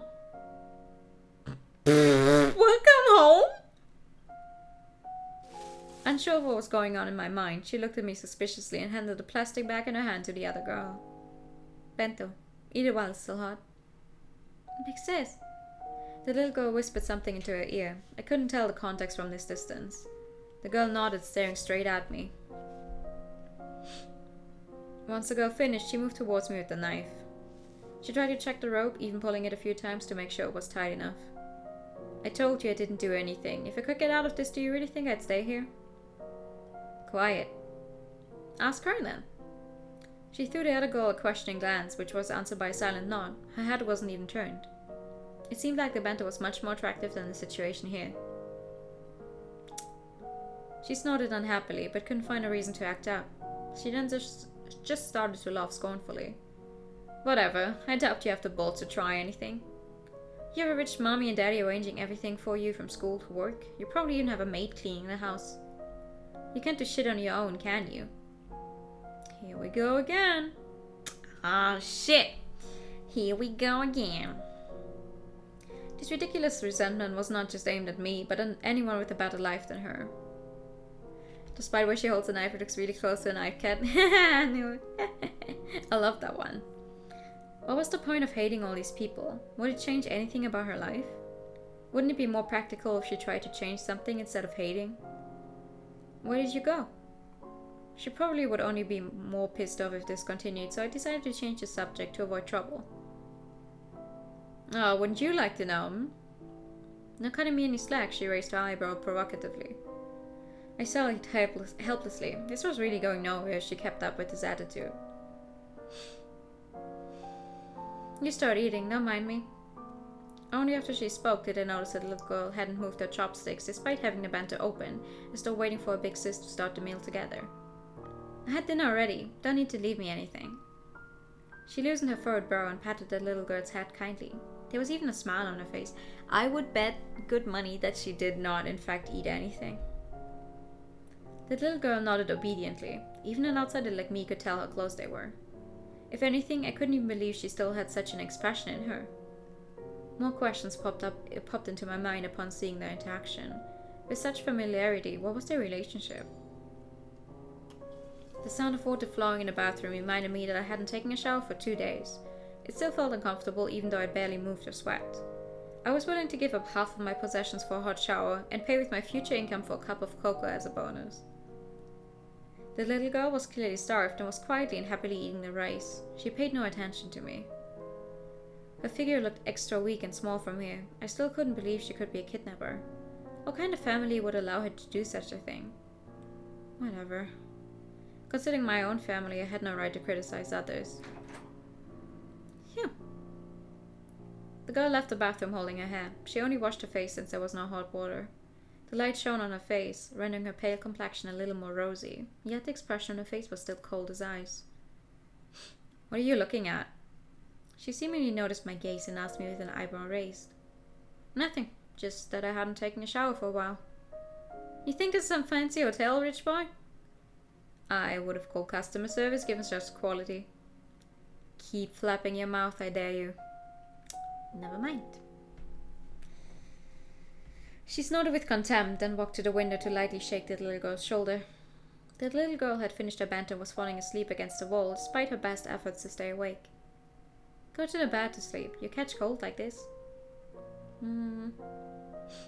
She nodded sleepily and climbed into the bed obediently. What bed? Not minding all the dust on it, she grabbed the bedsheet and lay down. Maybe she was really tired. It didn't take long for her to fall asleep completely, leaving only the sound of steady breathing in the room. Is this the bed? No, that's a couch, sofa thing. The girl walked to the window, opened her bento and started to eat it quickly. Nothing for me? Tormented by the scent of the food, I couldn't help but ask. You can just eat the crackers. How about just a cup of coffee? I have money in my bag. Rather than a hot dinner, I preferred some hot coffee to relax my nerves. You done yet? I learned that protesting wouldn't help, but now the headache was even more unbearable without coffee. She looked troubled and was just eating absent-mindedly. She kept poking a drumstick for what seemed to be no reason. Please stop playing with the food even if you're not in the mood. I can have it if you have no appetite. Hunger plus anger made me give the suggestion. I'm thinking about how to keep your mouth shut. Asking her for coffee is a bad idea based on how she gave him the water last time. That's very true. I doubt me doing that would solve your problem. Though, noticing her darkened look, I decided to keep my mouth shut. Piecing all the hints together along with her reaction, I could only come up with one conclusion. You couldn't reach my dad? Who did? You trying to trick me? Realizing she slipped without thinking, her face instantly darkened again. I didn't mean anything, I just thought... Fearing she might lose her temper, I immediately tried to pass off the responsibility. However, she stood up suddenly. You looking down on me? Find me easy to fool, huh? She bit her lips, staring at me with utter hatred, voice colder than ever. None at all, I'm just guessing randomly. There must be something wrong, and I doubt the police have found out this soon. Look, Her reaction far surpassed my expectations. I tried to explain myself, but that didn't stop her walking towards me. She walked closer and closer with the knife, eyes flashing with hysteria. Was she really going to do this? Now I was really fearing for my life for the first time ever. She looked like a cornered animal that would try anything in desperation. Don't do it. Before she got the money, she wouldn't kill me. If my resistance was futile, I decided to close my eyes and grit my teeth, hoping she wouldn't continue further. I smelled a faint scent and felt her hair on my cheek, plus rapid breathing. What's that smell?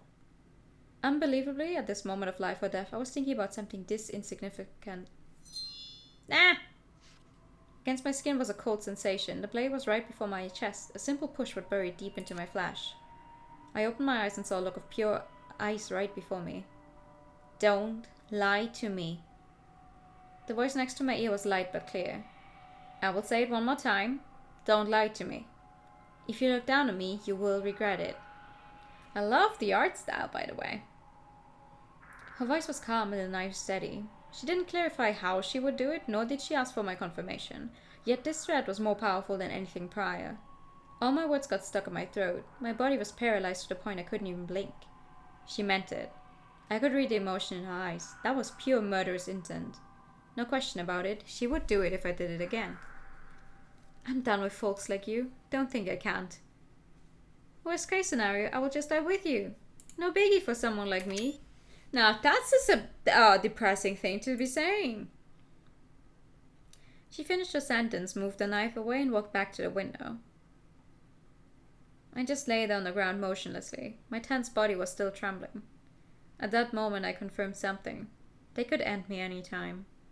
The notion of her not touching me before getting the money or having some backup plan meant nothing to them. At this point, she had nothing to lose. Why do all girls you're interested in have to be criminals? I took a deep breath as I faced the window. That's how I calmed myself down since childhood. What I needed to do stayed the same.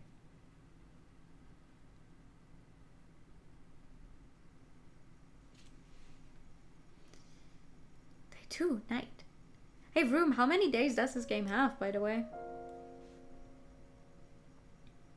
The dashcam drew a long shadow from her. What had just occurred still creeped me out a little.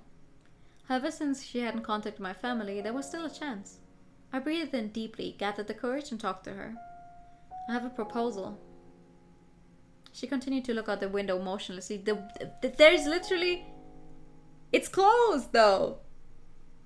You can't look out the window in that CG. You can't. I mean, you can try, but you won't be seeing anything. Oh, okay, you played in 2018. Okay, never mind then. Let me go now and all my money's yours. It might not be much, but still 70 to 80,000 NTD in total, and I swear I will tell no one.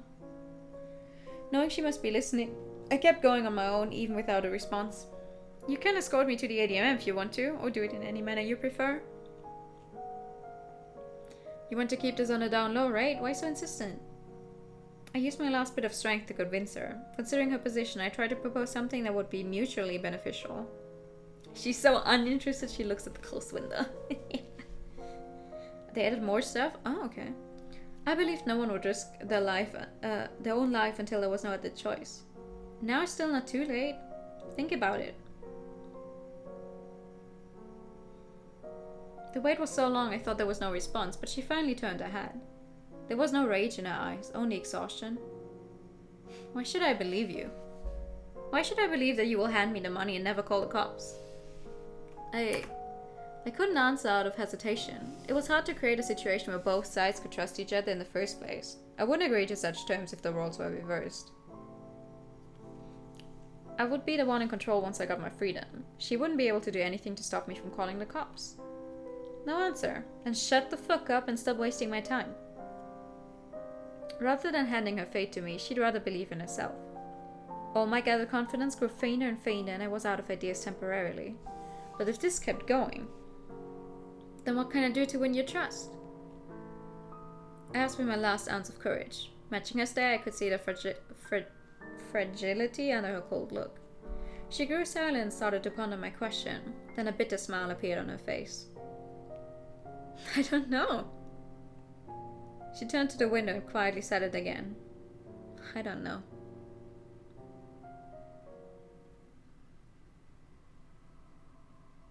The mood is heavy.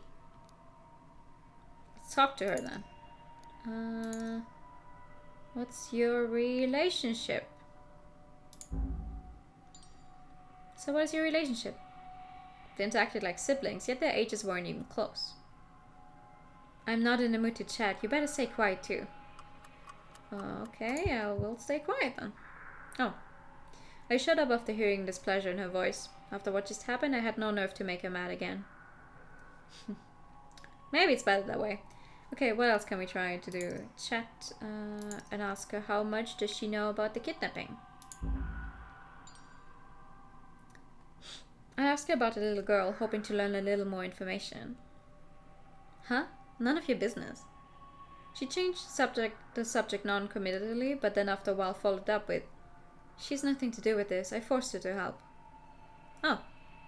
I was surprised by that answer. I thought she would push the responsibility on her, yet now it sounded like she was protecting her. What an interesting relationship. She seems to really trust you. She stared at me, biting her lips, but her internal turmoil was clear. She knows nothing.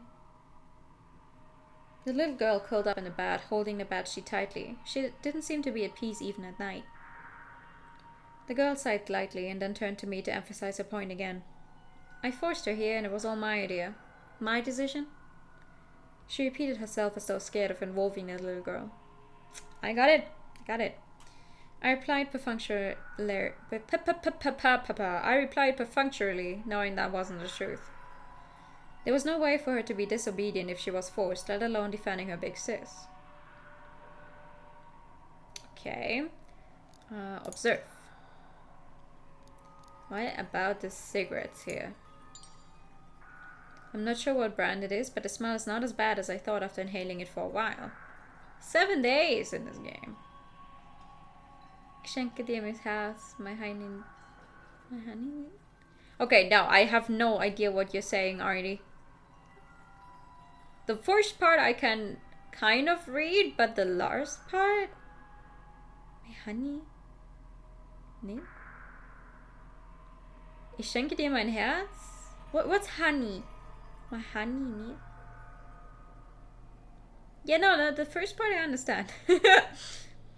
In a blue package, what brand are they? I should try to ask about it. It might be a clue to identifying who she is. What's the brand of cigarette you smoke? Why, you want to try it out? Nah, I'm fine. Then why ask? I just found it smells special. Oh, mehr hab ich nicht. Oh. Okay, I get it. He said he's gifting you his heart. He doesn't have any more than that. You're so entertaining. Hello. Good evening. I am entertaining. I'm going to entertain you. We're currently kidnapped. How's your day going? She figured telling me wouldn't matter much, so she answered easily. Light 7. My dad only smokes these. You have a dad? Your dad? He hit the road a long time ago. Shitty man who doesn't take care of his family. I will kill him if I ever meet him. Okay, no. Fair. Seeing how angry she got, I found something strange. Wasn't it just contradictory to hate someone yet smoke the same brand of cigarette?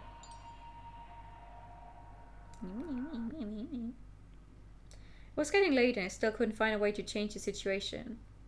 Penny minis, you already got a commission. Nice! 30. It's cheap as your first gig, so you're excited. Oh, but don't undercharge for that. It's a lot of work to paint those things. Don't undercharge. Even if it's your first gig for it, don't undercharge for that kind of work, yo. Instead of escaping or waiting for the ransom, the safest option was to convince her to let me go. Things could still get resolved without much incident. It wouldn't be this easy once the police got involved. But how? Even though I could tell she had hesitated, I couldn't win her trust. So I had to win her trust first. Oh my god! Simple color scheme, so it's alright. If you say so. The sudden vibration broke the silence. She looked at the phone screen and jolted a little as though being electrocuted. She lowered her eyes and read the message. She raised the corner of her mouth, but didn't appear to be that happy. What is it? I had a bad feeling and instantly asked. There will be a call in 10 minutes. Tell your dad to pay up if you want to go home. The unexpected change of events instantly froze my blood. This was way too soon. I was naive to think I still had time to convince her. The moment she reached my family, there was no turning back. The police would start taking action, the family preparing the ransom, and the culprit preparing to escape. What now? What now? I quickly went through all the possibilities in my mind, but couldn't come up with a solution. I must not stop thinking. There must be a way.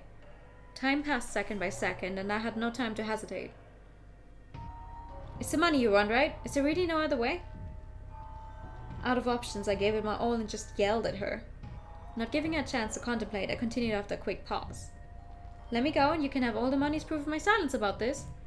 Think about it, you really think you can get the money this easily? Are you okay with playing hide and seek for the rest of your life? I couldn't finish my words. Seeing her expression, I realized that was it.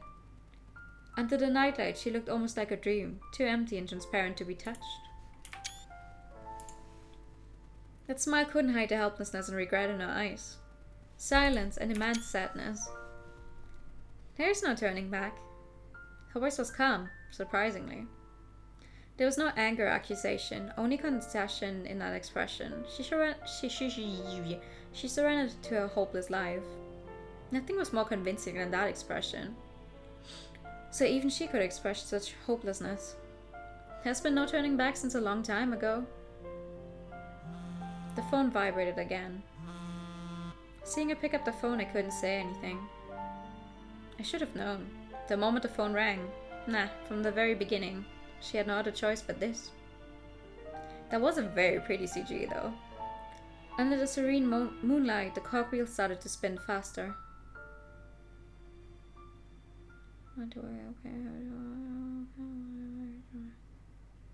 Ooh. Good luck with that. Some damn beautiful art, doesn't it? The girl opened the phone. What do you mean she opened the phone? That looks like an old as fuck Nokia if you look at the CG in the back. What do you mean she opened it? It's not even a flip phone. The screen flashed the time, 3 a.m. There was only steady breathing in the room. The boy couldn't resist the desire to sleep after all. It's the money you weren't right? Is there really no other way? Remembering his words, the determination in his eyes surpassed her expectations. Perhaps he wasn't as useless as she thought. She took it apart and she bit down to open the phone, detaching the screen from the electronics. There was no regret in that decision, only a vague note of ironic sadness. Never until this moment had anyone cared what she wanted, trying to convince her not to break the law. No more, one should take responsibility for one's life, or don't keep asking someone to help you. There was no return. Either she would get the money and pay the debt, or get arrested instead. The girl raised her head and looked into the starry sky, standing next to the window like a statue. The stars sparkled like her unsettled mind. Finally, she breathed that out quietly. Worst case scenario would just die with him.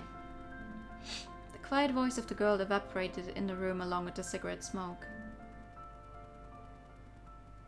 Does she ever sleep, though? Like, if she always has to make sure what we're doing, does she ever sleep? You're about to cry. Of course there's no map marker. No! You can do it!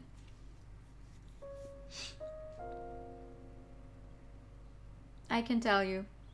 The one and only time I ever played Skyrim, I immediately got lost. They're like, hey, go to the first village. And I'm like, where? And went in the wrong direction. So don't ask me.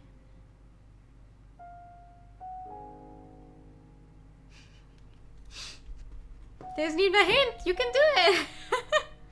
So cold. I opened my eyes in a daze. From outside of the window, the sunlight splattered across the floor, but even that wasn't enough to remove the gloominess in the room. I tried to stretch my body. The sunlight failed to dissipate the cold, and the freezing air made me shudder. Day 3. I was getting used to the room's moldy smell, but the night was still too cold to sleep properly. My stomach burned from starvation. Not only did I feel worse physically, but mentally as well. It is one hella ugly apartment, but it's actually bigger than mine is, and I'm mad.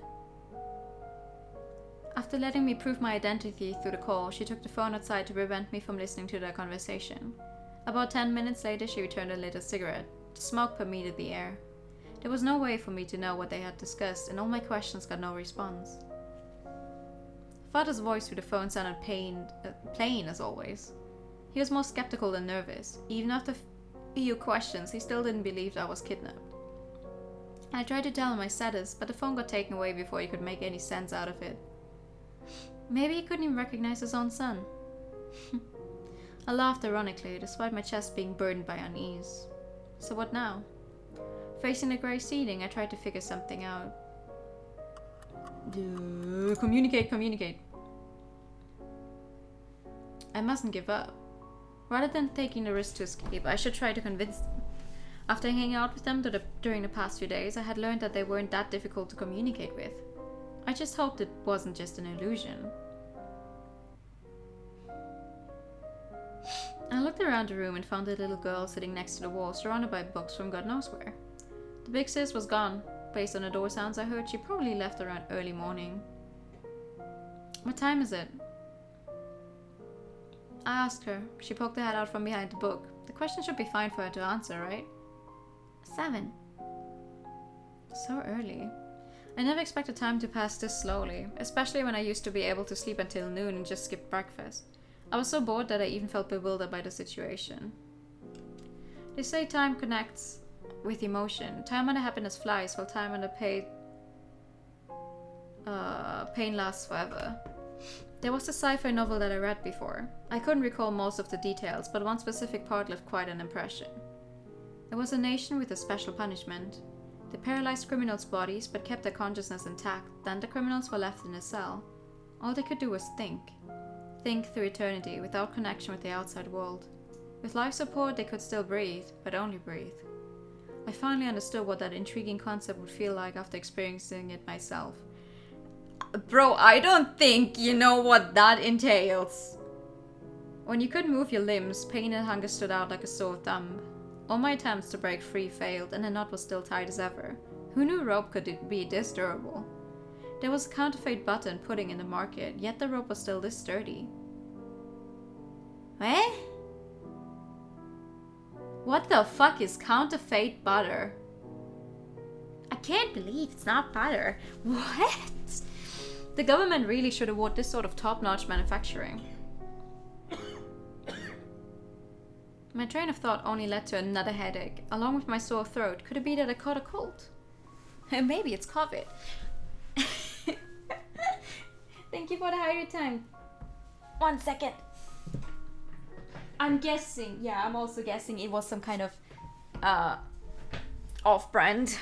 But counterfeit butter? That's a weird way to translate that.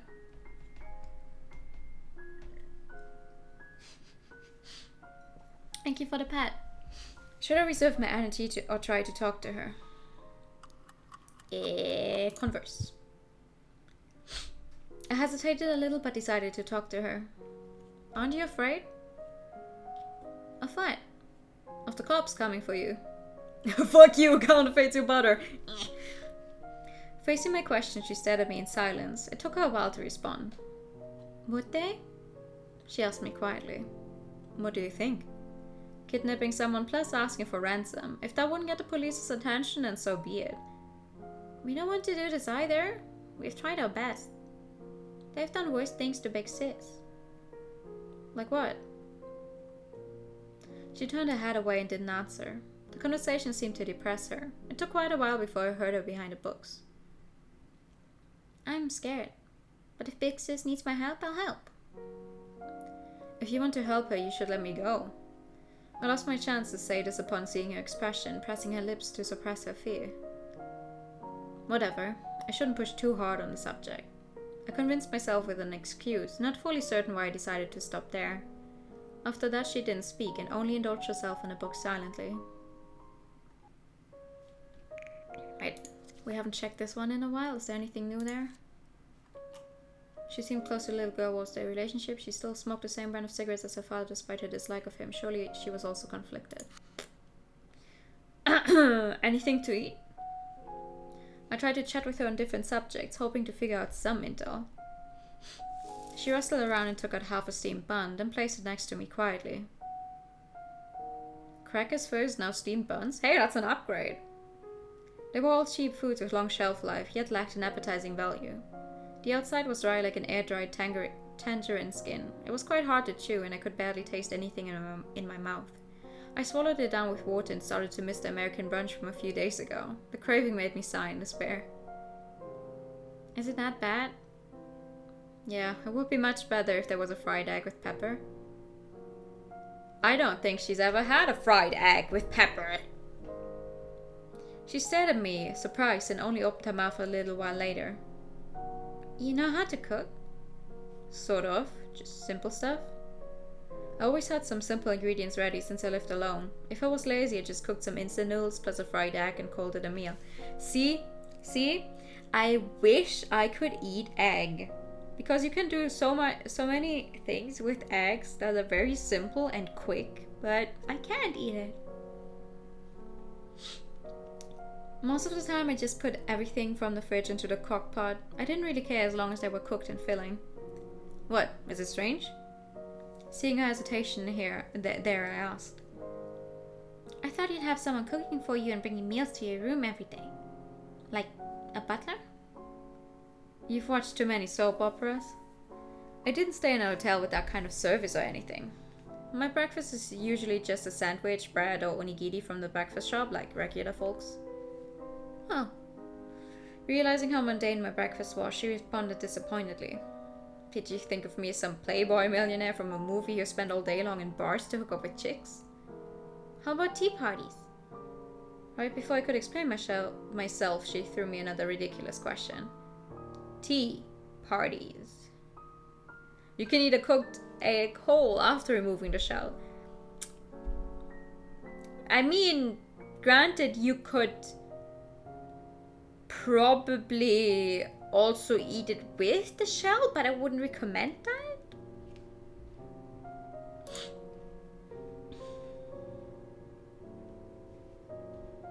Where's the text? There it is. I repeated the words and confirmed that I didn't hear wrong upon seeing her nodding.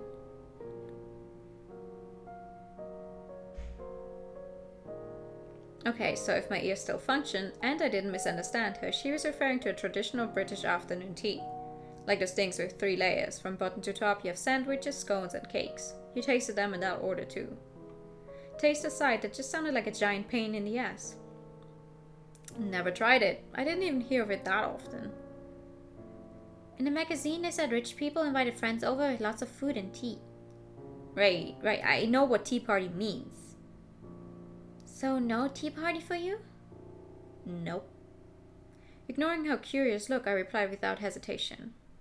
Why? Making tea and buying cake is a ton of work, and you have to clean up the mess after inviting people over. Too much trouble. Excuse me. I'm also starting to cough like the guy.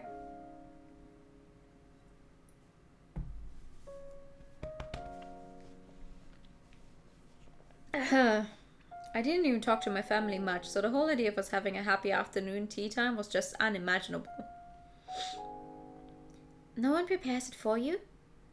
No one hired someone just to make tea. For this sort of luxury stuff, wouldn't it be more convenient to have it in some cafe? She quietly lowered her head as though pondering my words. Do you, by chance, think my house is some fancy mansion with many servants and all I need to do is ring a bell? Oh dear. I was just kidding, but based on her reaction, I was right. I live by myself in a 300 square foot condo. I do my own laundry and cleaning, plus chasing the garbage truck to throw away the trash from time to time. But aren't you rich? My dad is, not me. It might make no difference for them, but I corrected her nonetheless. Also, being rich and being wasteful are 2 different things. One should do things by oneself if possible. Why? Why what? The quiet girl started to talk and asked me question after question with much curiosity. And like a big sis, there was no hatred or mockery in her eyes, just pure curiosity. If I had money, I would live in a big house and hire many people to cook and clean. Is that so? For me, I just needed a place big enough to live. I didn't even have that many friends, so what was the point of all those fancy desires? Besides, the bigger the house, the harder to clean. Hiring someone to do it would be an extra expense. There was no point in troubling myself like that. Me, play Elder Scrolls 6. Yeah, sure. If they did everything for you, then what would you do? She stumbled slightly upon my question. Clearly it had never crossed her mind before. Just rest. Rest forever? If you have everything done for you, you will become nothing but a useless waste of space. She tried to explain but lowered her head like a wrecking ball. I don't know. Suddenly I understood the source of all these deep-rooted enmities. False imagination. For them, I enjoyed a comfortable life with no effort, while they got trapped in poverty despite the best efforts. Envy and depression accumulated and eventually turned into anger and hatred. False imagination came from all the rumors and media portrayal, picturing the rich as people crashing into others while drunk or high after having crazy parties. I will play Bloodborne if you draw me that artwork. I promised you that. At the end of the day, the media just wanted provocative news. A fancy car killing someone was always more marketable than a cheap-ass one causing it. Integrity has nothing to do with wealth. There's no lack of rich people leading a rather simple life, you just never see them in the news. They do whatever they can to produce things people want to see. Public media code of integrity? That doesn't mean jack shit in the audience-driven era. What about the truth? Neither the journalists nor the audience care. We see what we want to see. Despite knowing this full well, we still choose not to resist it.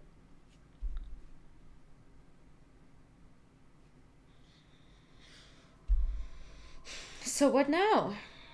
We're gonna talk more with her. And ask her if she... Oh my god. This one. You really believe in her. Yeah, Big Sis is not a bad person. She nodded without hesitation, not realizing she was the one locking me up here. If that didn't count as a bad person, then the standard was just way too loose. She wouldn't really harm you. She will let you go when she gets the money. Oh, really? Not the first time I heard it from her, but I still didn't know where the confidence came from. Kid, you got added to Rainbow Six Siege. What? Okay. Yeah, she promised me. Do you just believe in anything she says? Oh my god. Okay, I'm gonna have a look at that later. I asked in disbelief. Even though she was still young, such blind trust was far too ridiculous. Not harming me. Where do you think I got all these injuries? By accidentally hurting myself? She stared at me with pressed lips, but couldn't deny my words. Okay, what else? Chat. Where did she go? Where did your big sis go? I don't know. I tried to start a conversation and still made no progress. Don't you care at all? Big Sis told me to guard you and that she would be back soon. The girl calmly lowered her head as though living in her own world without one bit of anxiety or guilt as a criminal. Aren't you afraid? Afraid of what? Of being found out by the cops. What if the cops find you, saying, I don't know, won't cut it? She pressed her lips and said nothing. There was some hesitation in her expression when she stared at me. With how advanced technology has become, there's surveillance cameras everywhere. It's only a matter of time before they find out. No matter how good your big sis is, she wouldn't be able to protect you by that point. She tried to open her mouth, but paused a little and then swallowed the words. Give it some thought. It seemed like she did care, but just somehow suppressed her anxiety. Compared to her big sister's stubbornness, she might let me go if I pressured her more. Okay, let's observe some more. We still haven't seen everything this room has to offer. What is with the books? There's quite a variety of books, ranging from magazines, reference books, to even cookbooks. Only thing they share in common is their poor condition. A Theory of Justice, the Lucifer Effect, quite a few things I've never heard of. There might be some used books picked up from somewhere. You really like reading, don't you? Yes. She had been reading at the corner for a few days now. She had changed to another book after finishing one and never got bored throughout the afternoon. I would lose my patience if I have to read for more than an hour or two. Well, that just sounds like a you problem. The book selection was pretty diverse, ranging from novel to magazines to travel guides. It didn't appear there was any real selective process. Where did you get all these books? You borrowed them?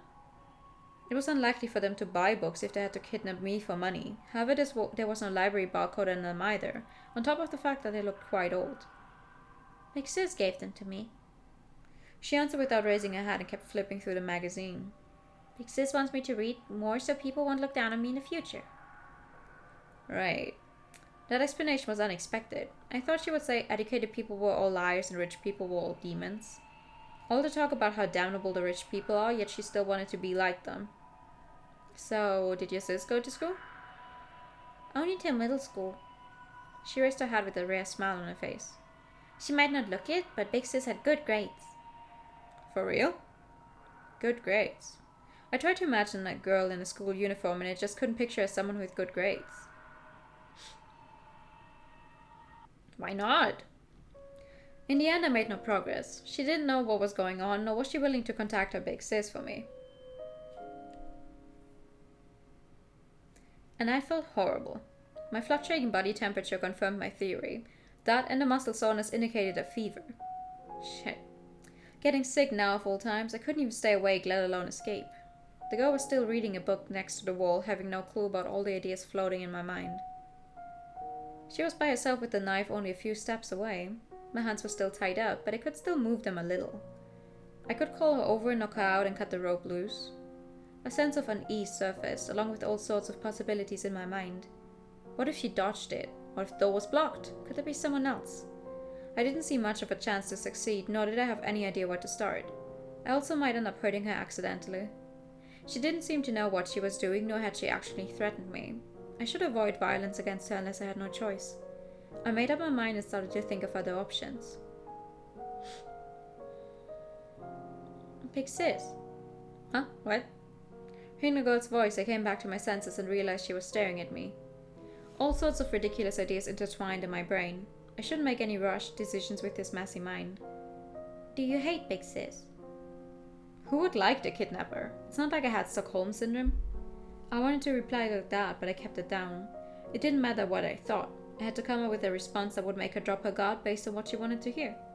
Saying that I like her might be too much, so I should reply with, I don't know. I don't know. She just looked at me after my response. Silence spread across the air like a wall between us. I don't really know her, so I can't say if I like or hate her. I see. Big Sis is not a bad person, really. She hugged her knees as though trying to convince herself. The quiet voice seemed to lack some confidence. We just want to pay off the debt. We don't really want to do this. What the fuck? What's happening?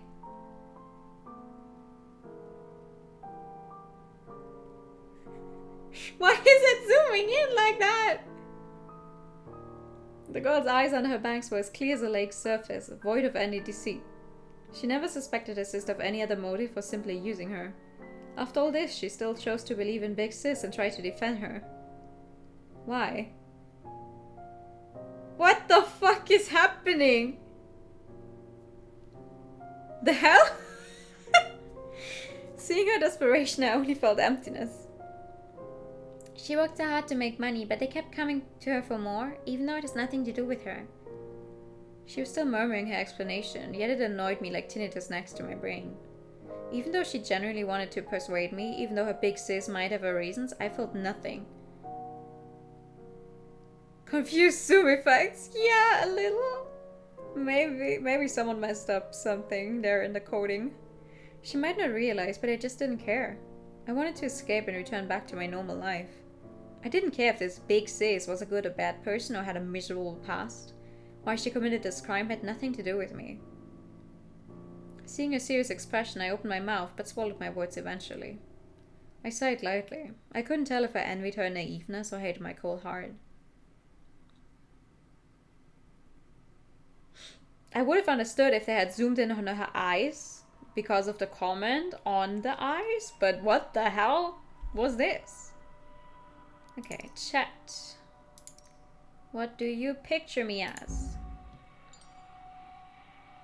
Having no idea how much they misunderstood, I couldn't help but ask. Her answer was surprisingly simple. A rich person? Remembering all the past conversations, I sighed helplessly. I think you must have quite a misunderstanding about rich people. Rich people aren't all bad people. Thank you for the clip. She looked at me silently, not really believing me. Try to judge for yourself. I don't know what news you've seen or what your big sis has told you that makes you think all rich people are bad. But what have I actually done? Do you think everything she said is true? Try to judge for yourself with your own eyes. I tried to convince her subtly. If she could understand, then perhaps I could get out of here without much risk. I don't know. She refused my glance and didn't want to hear more from me. I sighed lightly. If I couldn't change her mind right now, then I had to wait for another chance. God, I hate this background music, by the way. It's making me feel extremely uncomfortable. What about this one? The date stopped at August 13, 1999. If it's the date the original owner left the place, then it must be at least 15 years old. No wonder it looks this miserable. Or rather, it is kind of a miracle for this place to even still be standing after so many years without any sort of maintenance. Summer 1999, we had, which one is it? What do you call that when the sun blocks, no, when the moon blocks out the sun? Oh, but 1999, we had that over Germany. On my birthday. On the 11th of August, 1999. The yelling achievement unlocked. Nice game. Okay. Lunar eclipse. Thank you. The yellowing paper revealed signs of age. It seems to be some popular video game from the past. That isn't really plausible. I see. That feels like a waste of our observation thingy, but it got me an achievement, so I'll take it. My cloudy consciousness gradually cleared. It looked like I fell asleep without noticing. The sky outside of the window was dyed crimson. The freezing wind brushing against my cheek made me tremble. I didn't know how long I had slept, but my body showed no signs of recovering. The rope cut into my flesh like ant bites. My struggling out of annoyance only led to torn skin. What time is it? 5. The girl was at the same spot, quiet like a delicate porcelain doll. Why do you keep asking me the time? 'Cause that's all you will tell me, right? Knowing the time wouldn't change anything, but the sense of cluelessness was just unbearable. Shit, my head hurt. She was not a good conversation partner, but I tried anyway to keep myself awake. If you buy me a coffee, I can give you all the money I have. My heavy head made me say the most random of things like a drunk man. You like coffee? She raised her hat and stared at me with curiosity. The big sis would have shut me up, but she at least chatted with me here and there. Nothing is more pleasant than drinking coffee in this weather. Well, except a hot bath. I don't. Too bitter. You learn how to enjoy it. Different coffee beans have different tastes. How you prepare it is also a factor. Filter drip isn't real coffee at all. Only pour-over coffee can bring out the fragrance. There's something wrong with those latte lovers. The only proper coffee is black coffee. They may as well just drink milk. Why? Hearing all my critiques, she made a comment. You really like to talk. Do you have a better alternative? Facing my question, she started to contemplate seriously. Just sleep? She spoke timidly, as though fearing that I would scold her. Great idea. Please let me know how to just sleep with my hands tied and my body hungry and cold.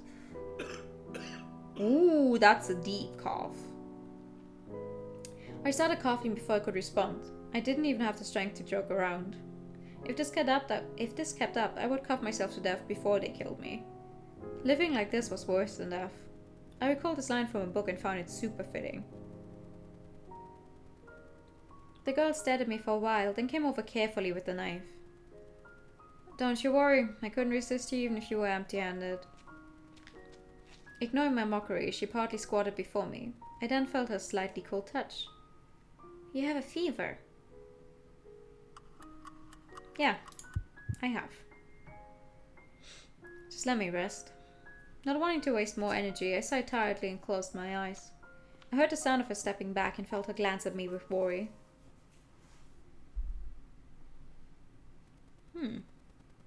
Okay. There was the sound of the bike's motor outside of the window. The girl raised her head sharply and ran out to welcome her big sis. I had no idea where she'd been. The girl's hair was still messy, and she had plastic bags from a convenience store in her hands. I'm back.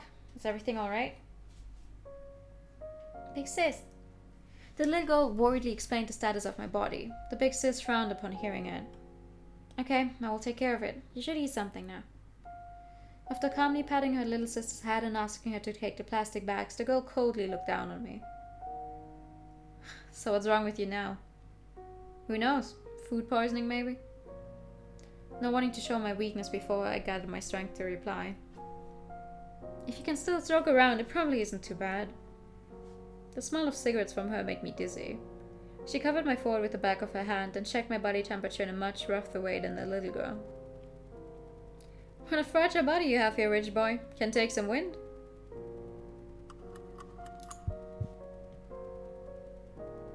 Not wanting to waste more energy, I just quietly watched her examining the rope. She forcefully pulled it, making the rope bite directly into my flesh. You should care more about me spreading disease than escaping. I'm not a greenhouse flower like you. This sort of cold is nothing. I still have to work even with a fever. If I take a day off, I might just lose my job the next day. You have no idea, right, rich boy? I had no idea, nor did I give a fuck. I didn't pick the job for you, so what was the point of complaining about that to me? It was hard to keep your emotions under control when you felt horrible. I decided to change the subject to avoid an argument. Did my dad pay? Would I keep you here if he did? Do you think I like tying you up? They did make contact yesterday, so they should have been discussing the details of the ransom. Ignoring her provocation, I forced myself to focus on the intel at hand. Common ways were money transfer or cash in a bag. However, money transfers could be traced, and physical cash was difficult to arrange. I heard some kidnappings used Bitcoin or other virtual currency instead. More secure and flexible than cash! Even a high schooler with a bat could kidnap someone. The question was how to get out of this situation. Save your breath and just rest. I have no desire to call a doctor if you pass out. Thanks for the heads up. She had a point. I couldn't find more things to torture myself with outside of just my body. I tried to lean back and let the wall take some of the weight. This was a more comfortable pose than what I had in the past few days. But it only made me feel just a tiny little bit better, far from having a good rest. Sis, can I have all these? The girl took out all kinds of food from the bag. Bread, cookies, and steaming hot Odin. Odin. The smell only made my headache worse. I already had dinner, so you just dig in? She replied softly, treating her in a totally different manner. Hey, it's one thing not to share your food, but of all the foods you could pick... The little girl stopped moving her chopsticks and looked at her sister with a pleading expression as though asking her what to do. Isn't it only fair? We were eating instant ramen when you were having a feast. There's no way these sorts of cheap foods are to your taste. What the hell? Hearing her nonsensical accusation, I was too exhausted to retort. What? Say something. I've had enough. The fierce headache took away the last of my patience. Her provoking expression finally made me lose control of my emotions. Right. I'm the rich boy who lives in a giant mansion, rinses my mouth with expensive wine, and has dozens of maids and butlers. A snap of my fingers and someone will bring me whatever I want. I smash the plate to the ground after 2 bites, then whine about what kind of crap this is. Someone drives me to school every day. I have LV bags and Rolex watches. All my accessories from top to bottom cost millions of Taiwan dollars, and your poor ass can never ever even afford one of them. How's that? Is that what you have in mind? There was no thought behind those words, just my accumulated rage and frustration coming out like a flood. I was tired of this conversation. There was no middle ground. They forced their imaginative perception upon me and totally ignored what they had seen. You don't know shit about me, nor do you give a fuck. From the very beginning, you have decided to hate me just because I live a better life than you. All rich people should die. All of them are trash that can't help themselves from running over people with their fancy cars, right? So cut the bullshit if you don't know anything. The blood all rushed to my head. I was close to passing out from the headache, but yelled at the top of my lungs anyway. The room echoed with my sounds. The little girl curled up next to the wall with a scared expression as though I wasn't tied up. Are you fucking kidding me? Her eyes flashed with raging fire and she yelled back at me with equal force. Unlike the weakness the little girl showed, the big sis stood up forcefully. Have you ever felt hungry? Ever worried where to sleep at night? Ever had someone burst open your door to collect debt? I don't know shit about you, then what the fuck do you know about me, huh? Do you know what we were dealing with when you were going to school or when you were sleeping? That's why I hate your lot. By what right can you live like that? By what right can you speak like that? You don't care about us, cause it's none of your business. Yeah, it isn't. I didn't care what would happen to me, I just wanted to vent all my frustration from my chest. So should I feel guilty for Siberian refugees? Feel responsible for ISIS? Give me a break. Why should I feel responsible for your life? Why should I kneel before you and apologize? I have nothing to do with your poverty. Ooh.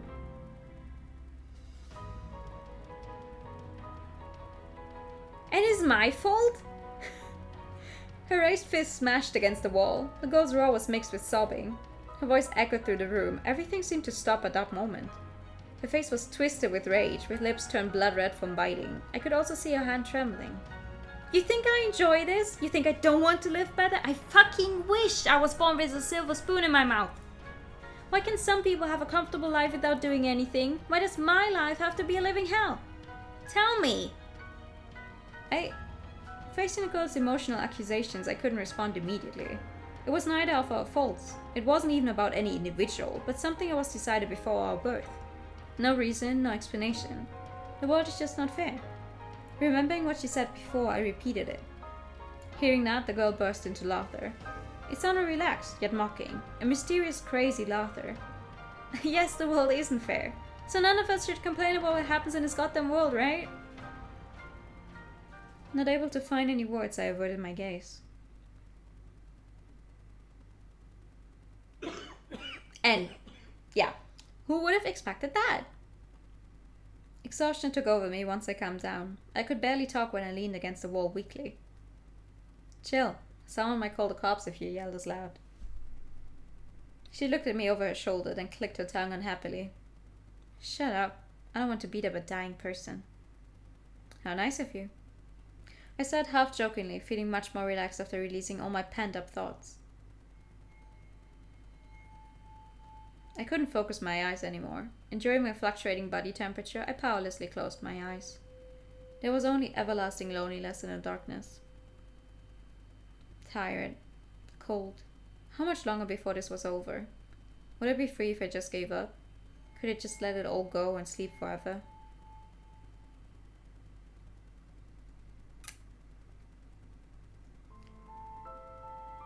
It is hot. Amidst the cloudiness, an icy cold hand covered my forehead. I had no strength to open my eyes and could only identify the speakers from their voices. What a pussy, acting like a dying man just because of a cold. Easy for you to say. I deserved some credit for remaining sane after being kidnapped and treated like this. Big sis, will he die? Hearing the mumbling from the little girl, I realized how my senses became sharper after I closed my eyes. Even the air temperature felt extra vivid. There was another hand on my forehead, along with the scent of a cigarette. It takes more than that to kill someone. Despite her words, there was doubt in her voice. It took a while before I heard her voice again. Look after him for me, I'll be right back.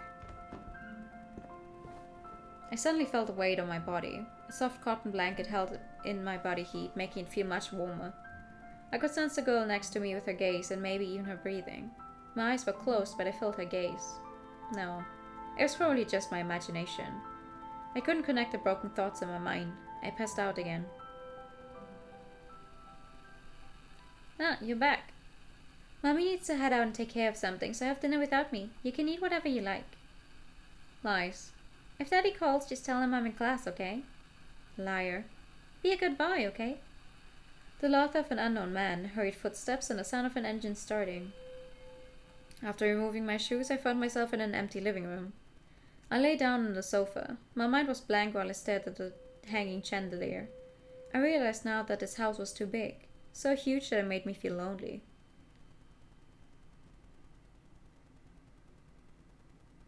Your mommy is cheating on your dad. Back at the scene of the crime, there was no one in the dark alleyway. The cold moonlight shined upon the fenced construction site. Shined? Isn't it shown? Shined? The criminals always returned to the scene of the crime. A foolish notion, but there was no exception. One couldn't bear the self-doubt even when ignoring others' gazes. Was there any evidence left behind? Had the cops started taking action? The girl took a deep breath while lighting up a cigarette. The heavy scent permeated her nose, but wasn't enough to erase the unease. She took out a newly bought cold medicine from her pocket. She wasn't sure why she did that. She didn't care about the boy's survival. She didn't even intend to let him leave her alive. It shone, but some areas of America except shine. Okay. It was only now that she realized murdering someone was not easy. He was no longer just a thing. Once you talked to and touched him, he was a living person. It was time to head back. She decided not to think further. She also hadn't slept properly for days now, just relying on nicotine and alcohol. But she had to keep going. For the ideal life she and her only family deserved.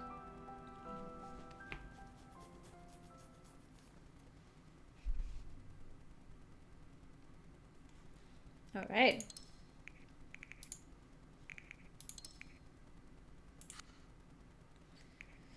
I'm hoping we can make it through one more day. Oh, achievement unlocked. Dawn. My head hurts. Through my eyelids I felt the sharp sunlight. I opened them to see the little piece of sky from the window. I passed a long night half asleep. I couldn't recall many details about last night, just how weak I was. The fluctuating temperature rendered my body powerless, and my brain made me feel nauseated like I had a hangover. Again? I felt there was something on my forehead, then I realized it was a towel. The ice had been melted by my body heat, making the towel disgustingly wet. Remembering my foggy dream, my heavy heart dropped even further to the bottom. That was the memory of my mother, as well as the last thing I wanted to remember. Was it because of the stress? I suddenly realized my hands were free. Only the deep marks on my wrist proved that I wasn't dreaming. I started to move my hands in disbelief and tried to examine the rope on my legs when I heard the cold voice of the girl next to me. Calm down, I will tie you right back up if you dare to touch the rope.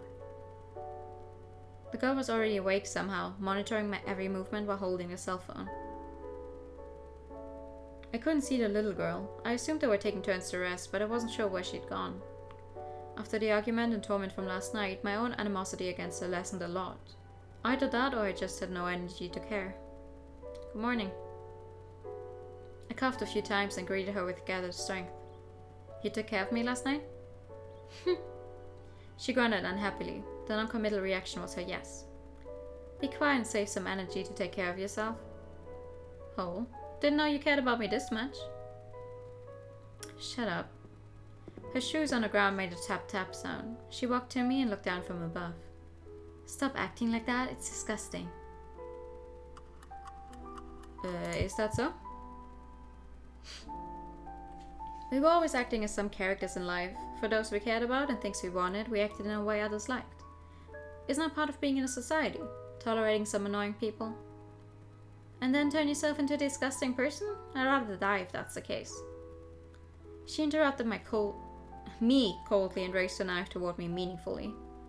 I started to chuckle, seeing her annoyed expression. I hadn't seen such an honest expression of thoughts before. You didn't have to move a finger to kill me. If you'd left me be last night, I could have died. You still have some use now. After that, anything is fair game. She paused before finishing the sentence. There was some seriousness in her expression. You'll kill me after getting the money. After the silence, I decided to be transparent. She hesitated, then non-committally shook her head. Who knows? Her attitude seemed to have softened from before. At least she no longer hit me at random or threatened to kill me. If they really didn't care, they wouldn't have bothered to buy medicine for me. It could be my wishful thinking, but I rather believe they had no intention of really do it. So my next step should be to try to cooperate. I should cooperate and establish a better relationship with them. I might be able to persuade them after winning their trust. Anyway, thank you. For what? For taking care of me. She stumbled momentarily before responding. Tell your dad to cover up the money faster then. What are you laughing at? Nothing. I didn't mean to enrage her, so I shook my head, indicating it was nothing. A hostage thanking her kidnapper. This sort of development would make anyone doubt their sanity. The argument from yesterday was like a switch, bringing forth emotions long forgotten. Is there anything to eat? My improving condition led to a better appetite. I asked her for food. Here. First a pack of cookies, then she threw a can of something else over. I picked up the can and stared at the cola in hand in confusion. I had no idea why this thing would be here. Do I drink this? Duh, what else would you do with soda? Thanks. I still had no clue, but wouldn't say no to a chance to switch things up. I opened up the cookies obediently to fill my stomach with something first, then washed them down with the soda. So sweet. Since all I'd had were crackers and steamed buns, the sudden assault of flavor was too much. Take the medicine afterwards. I have no time to babysit you. The medicine she spoke of was on the desk. The effect was immediate and didn't make me sleepy. I wondered what it was made of. The food and partial freedom allowed me to relax my mind a little. A relaxed hostage. I must have been getting too comfortable with the situation.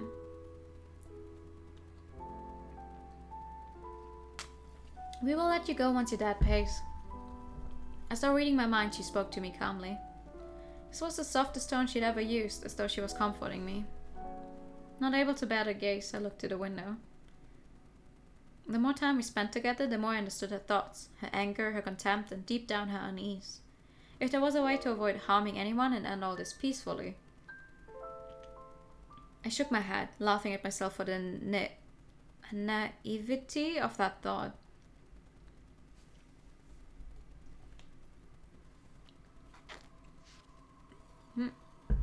Click the arrow. You can observant the new scene in bathroom.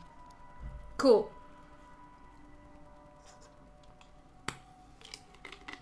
I've always wanted to observant the new scene. Alright, let's chat about what's next. Hey. So what's your plan after getting the money? Why do you ask? She suspiciously turned her head to me, waiting for my answer. Just curious. How boring. During the long wait, I had nothing to kill time with but chatting. She stayed silent for a bit, tapping the cigarette ash on the desk, then quietly opened her mouth. I want to start over, somewhere where no one knows about me. The face of the girl stating her vision was so determined, like some pious nun praying.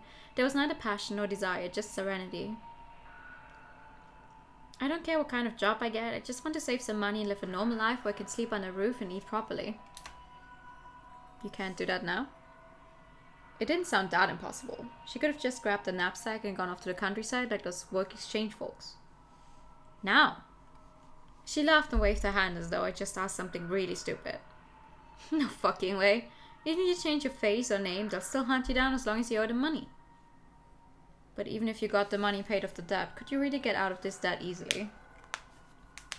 Good ending if you end up just negotiating enough that you take your tour and... That would be interesting. Whether through surveillance camera footage or call records, it was impossible to escape from the pursuit of the police thanks to modern technology. Escaping abroad might be an option, but the language barrier and the lack of cash would also be problematic. I didn't know if she had thought about this, but it was weird for me to ask anyway. Is that strange to you? No, I've thought of similar things. I think everyone has. Going someplace where no one knows who you are. Away from the stigma or any expectations, just to live as your true self. Oh, why would you want that? Are you still not satisfied with your life? Men are greedy animals. Noticing I didn't speak the truth, she hesitantly opened her mouth, but nothing came out in the end. Okay. How much money do you actually owe? Oopsie. Why are you asking this? It was rare she didn't reply in mean words, just coldly. Is there no other option? Option? Even $1 million debt shouldn't lead to kidnapping. You can save that much if you work hard for a few years. Huh?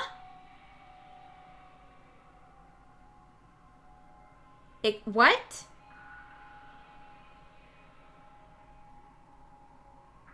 Okay. Work hard.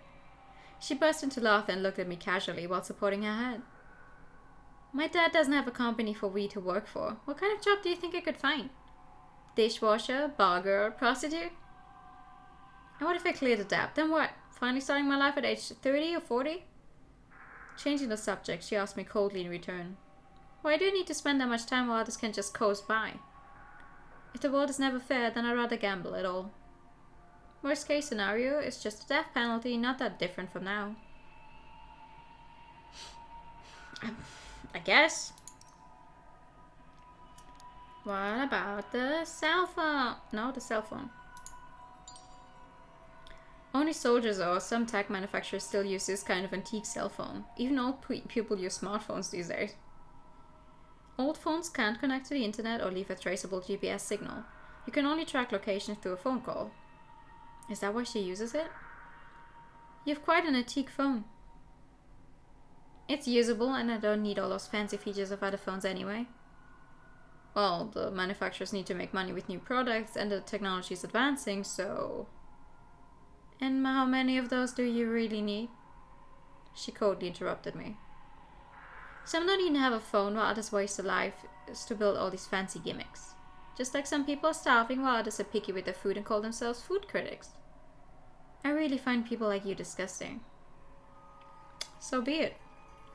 Feeling the deep-rooted hatred in her look, I nonchalantly shrugged.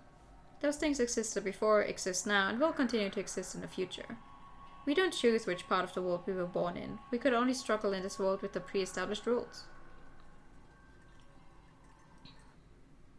Okay.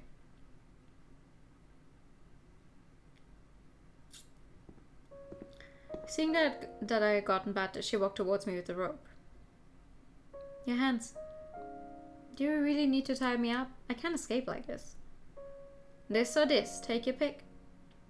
She motioned to the rope in her left hand and a knife on her right. Knife. I picked knife. Wait, what does that even mean? Let me stab both of your legs, then I won't tie you up. Never mind, the rope is fine. Your choice, not mine.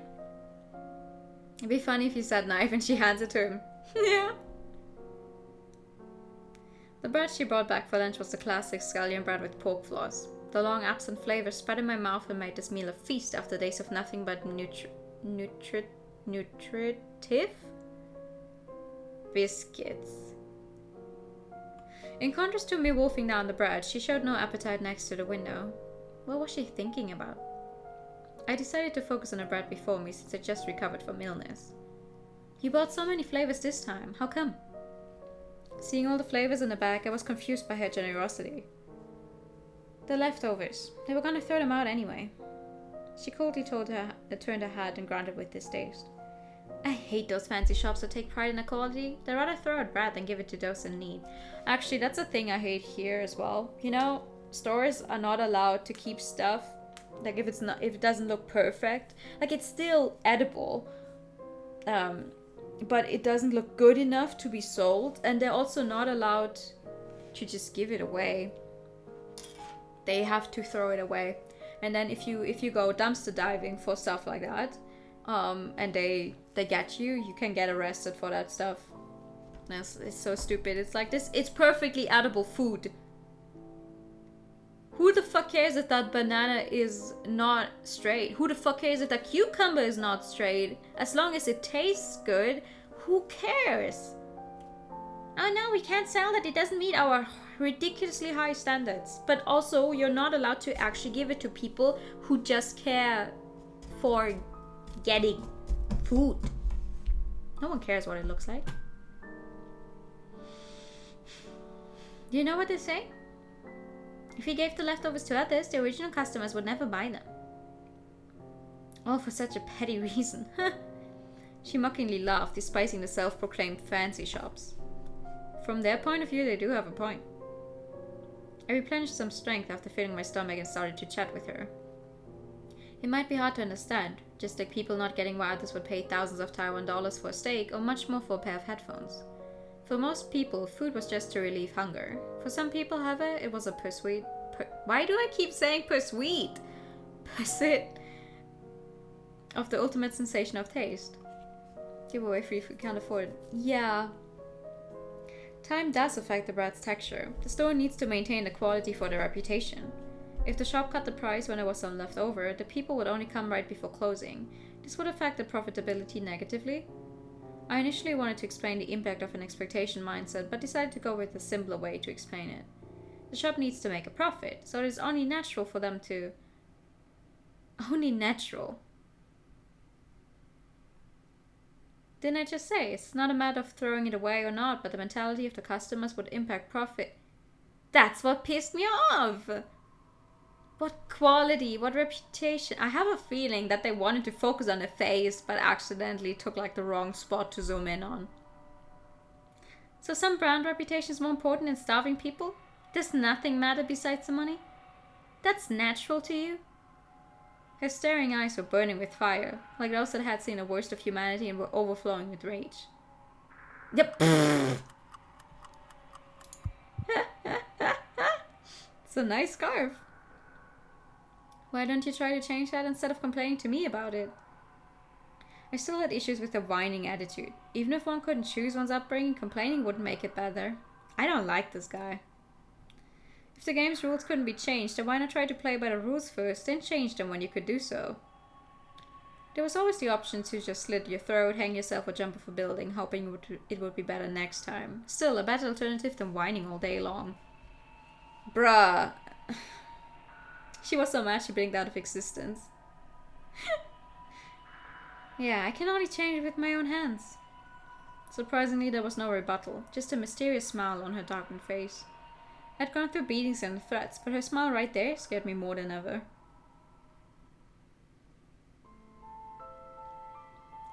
The girl was looking outside of the window with a cigarette. She was always extra quiet when smoking, like it was some serious ritual.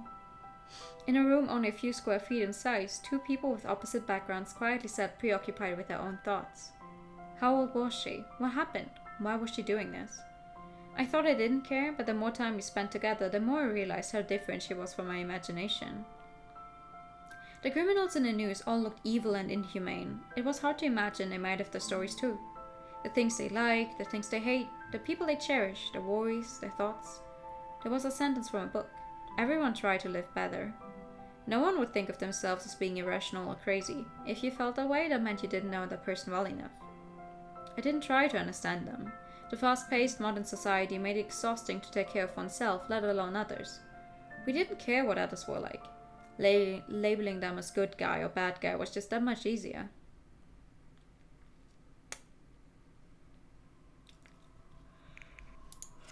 What else do we have? Based on the calendar, this place might have been abandoned for more than 10 years. The video game poster on the wall had turned yellow. Was the former resident a video game nerd? One poster and you already call that person a video game nerd. Amazing. Do we know each other? No way. Our lives have nothing to do with yours. Hearing my question, she snorted mockingly. Really? Somehow I think I've seen you before? Hearing how insistent I was, she tilted her head and started thinking. Maybe in a shop. Nah, that's impossible. Or maybe you see me in the news or in the police station, huh? Her smile seemed to sharply cut me. Her pointed words made it hard to get too close. Then why me? Still thinking about that? She sighed impatiently. She waved her hand to indicate she'd lost interest in this exchange. Your dad is filthy rich and you live by yourself. Can you think of a better target? Or you think there was some backstory? Just blame yourself for being too careless and your dad for being too rich. Thank you for the pet. And thank you for the hydrotank. 1 second.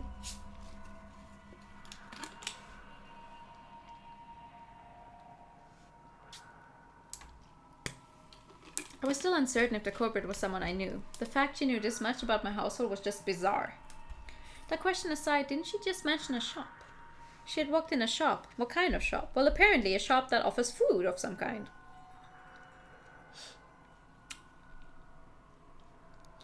Okay, what do you plan to do with that little girl? That girl, what's your plan? Will you let her go home after getting the money? Who? The one calling you big sis. She'd be with me, of course. I heard some gangs would manipulate underage girls and make them into a lackey to avoid arrest. I'm pretty darn sure they're actually for real related. It had been only a few days, but it was clear that the little girl didn't know anything and only followed instructions from her big sis. She even looked worried when I was sick. It was just cruel to ask a kid of that age to be the scapegoat. Does her family know about this? Family? She frowned upon my question. There was some sort of communication barrier something seemed amiss.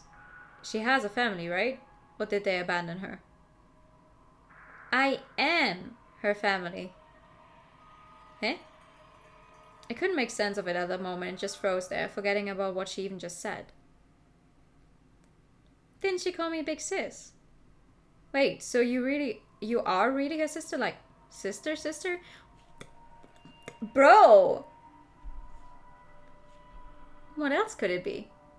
She impatiently crossed her arms across her chest and asked matter-of-factly. So I thought she must be like a boss or maybe some surrogate sister. But if that was the case, then her faith in Big Sis would make sense. They're blood relatives after all. Nothing, just that you don't look alike. So that's so.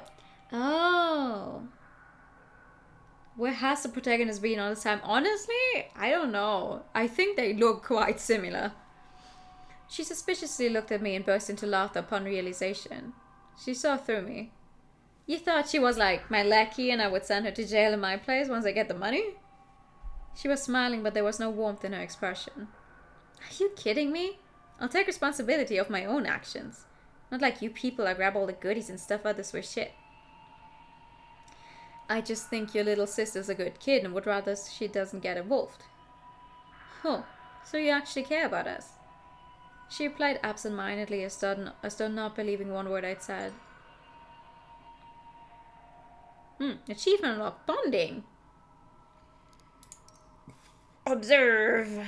Let's go observe into the new room.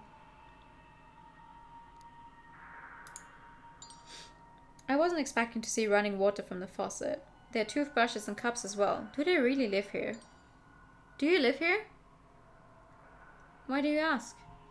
She didn't answer directly, but carefully asked back. After I managed to trick her a few times, she got more and more careful when talking to me, fearing to reveal more information. I saw toothbrushes and glasses in the bathroom, so I thought you might live here. What do you think? I think only homeless people would find this place attractive. Hearing my honest answer, she covered her mouth and giggled in a bit of a mockingly manner. We're not that far from being homeless, just slightly more fortunate.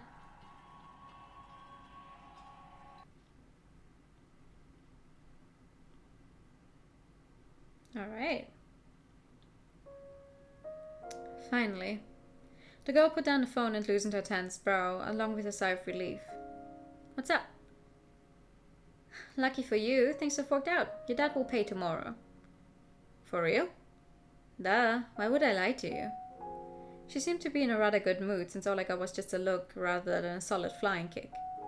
Stay put and nothing will happen to you. So, you will let me go? Who knows? Just don't have any funny ideas and wait patiently until tomorrow? She gave no promise and just struck with an ambiguous attitude. It went differently than I expected.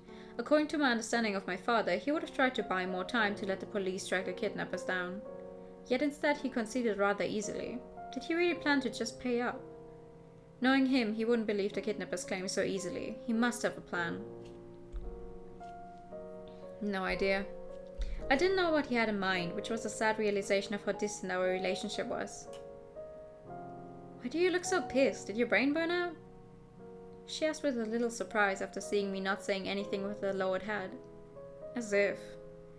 I responded vaguely. While I didn't think things would go this smoothly, I had no intention to tell my kidnapper that.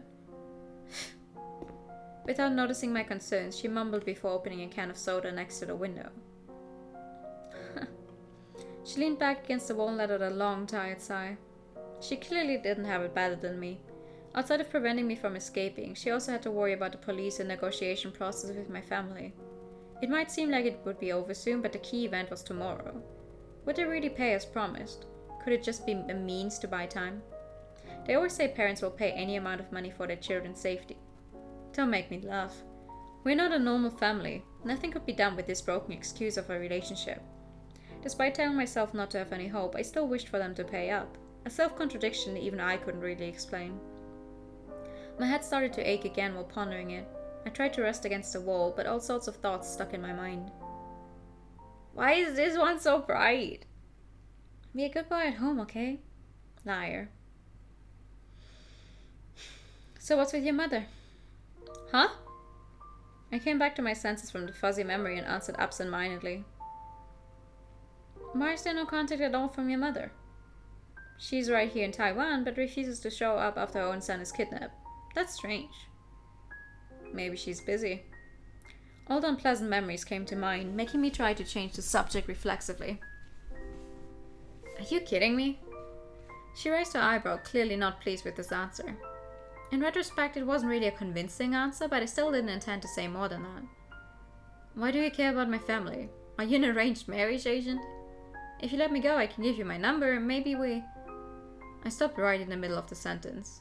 There was only my voice throughout the conversation. She would normally have interrupted me by now. The strange silence spread across the room. I lifted my gaze and looked into her black eyes. Black? Black eyes? Realizing I sucked at hiding my thoughts. You really talk a lot when it is about things you don't want to answer. Is that some rich boy habit? Maybe. I didn't expect her to notice such details, so I acknowledged her sharp observation with a bitter smile. Didn't you figure me all out already? You should know our relationship was bad. All I care about is if you have money. Your relationship is none of my business. Why now then?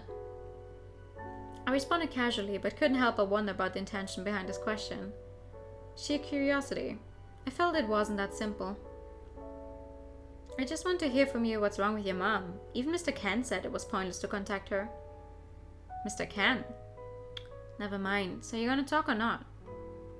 Seeing her impatiently brushing her hair, I lowered my head to ponder how to respond. I didn't know where to start, really. It was embarrassing and I didn't feel the need to tell her. What, is she your stepmother or your father's mistress? Seeing me now pondering, she started to guess randomly and managed to get pretty close to the truth. Something like that, just the roles are reversed. Huh? In the end, I decided to go with the easiest explanation. My mom had another man. It wasn't really something I couldn't talk about, but it just triggered tons of unhappy memories. Since I was a kid, she often went out with someone, but I didn't know where to and what for. You're back! Are we in love already? No, but our dad said that he would apparently come pay the money tomorrow, so... It sometimes would take a whole week before she came home. Even the housekeeper couldn't give me a direct answer. Your mom is having an affair. There'd be no way for me to tell a 10-year-old that either. Apparently. Well, yeah, apparently. Also, 1 second.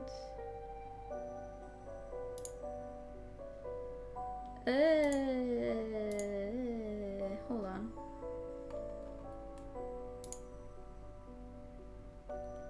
Oopsie. Totally forgot to finish up something there in the back, and I've been wondering why my internet is having hiccups. There we go. Oh. She supported her head with a smile on her face, which looked more like gloating than sympathy. We might finally have a game with a non-scumbag father? I wouldn't be so sure of that yet. You guys are strange, always doing these sorts of things. Affair, inheritance fight, don't you have better things to do? Not expecting me to answer, she started to talk to herself and laughed, as though hoping to balance things out by hearing of others' misfortune. What a poor man your dad is, making all the money abroad just to raise a woman for another man. He knows. He knows? I said it casually and saw her staring at me dumbfounded. Yeah, he knew about my mother's affair. Cool story, right? Are you an idiot? Have a sense of humor. Why didn't they divorce? Did you forgive her? Or maybe your mother has the money? She ignored my joke and kept prying. After confirming the ransom payment, she became a lot more talkative. Who knows? I don't care, nor do I want to figure it out. They like it this way and I can't do anything about it. I actually asked about that just once. I could never forget his reaction back then.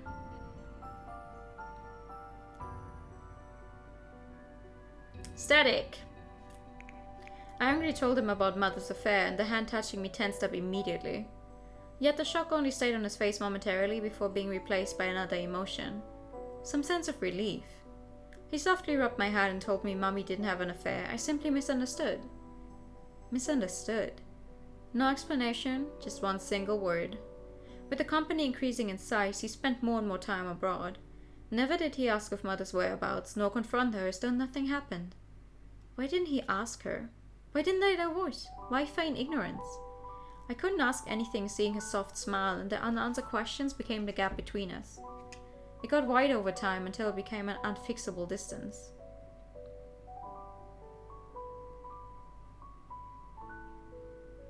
Maybe he has a mistress too. The marriage was just a ruse. Maybe. I wouldn't be surprised. Does your dad still love her? After staying silent for a while, she eventually asked. I don't know. At least I couldn't. I didn't say the second part, and it didn't matter what the answer was. I deleted her phone number that day, and I moved out during high school, keeping minimal contact with my family. Since money came in every month, meeting up or not didn't matter. Maybe she knew that we already found out about it. No, maybe she wanted us to find out. In retrospect, too many things didn't make sense. There were better excuses for the affair to keep me from discovering it. She wanted that, to know. Unbelievable as it was, it did explain many things. To force him to propose divorce, testing his reaction, regardless of the motive, there was no argument or confrontation as I expected, just the status quo. Maybe she wanted to get alimony by forcing your dad to divorce?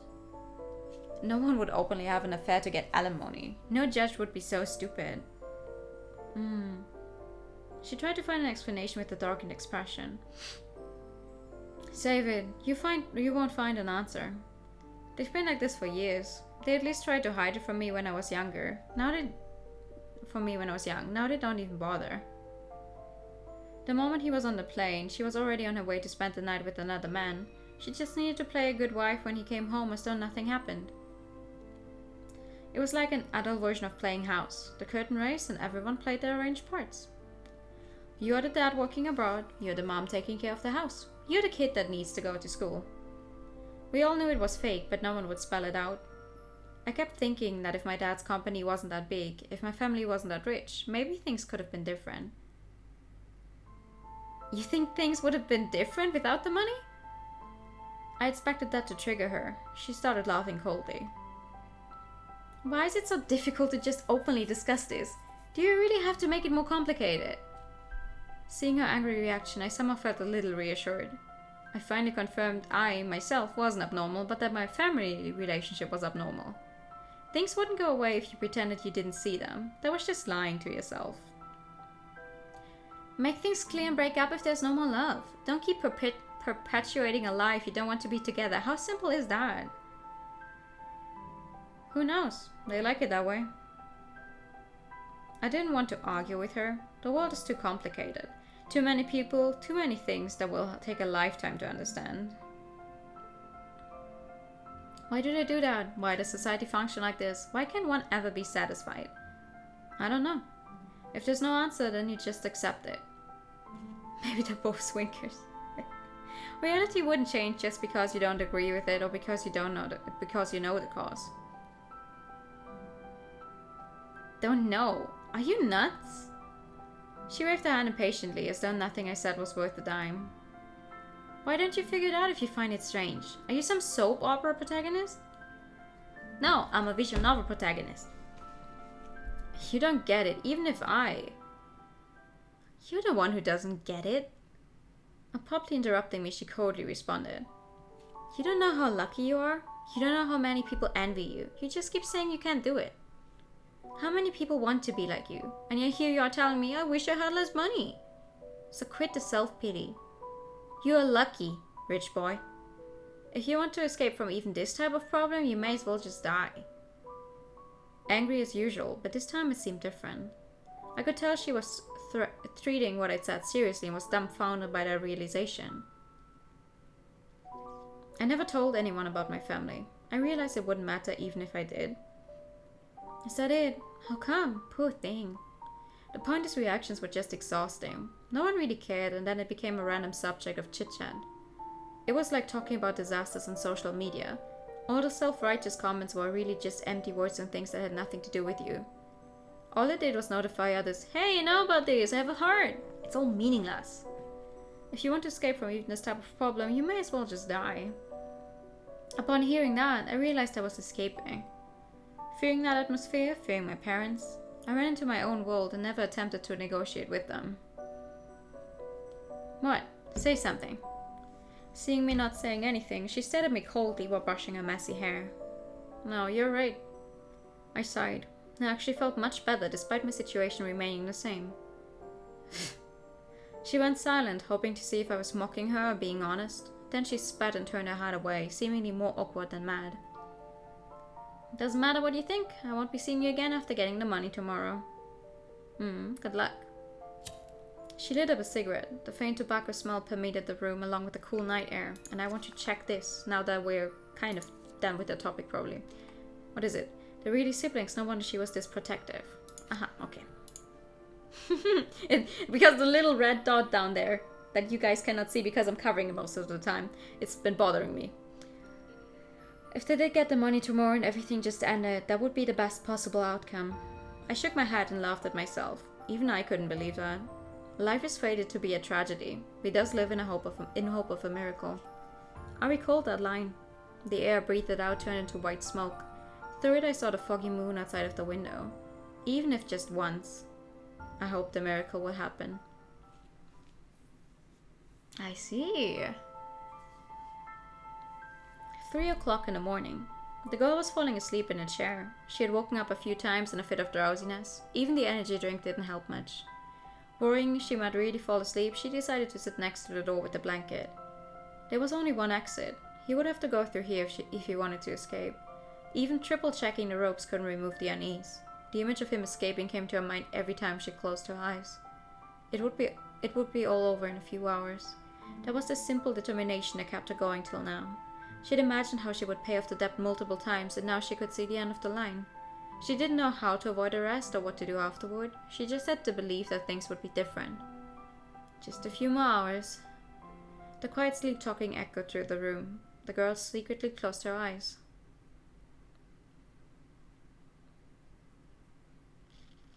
Alright. That was the end of day 4. Oh god.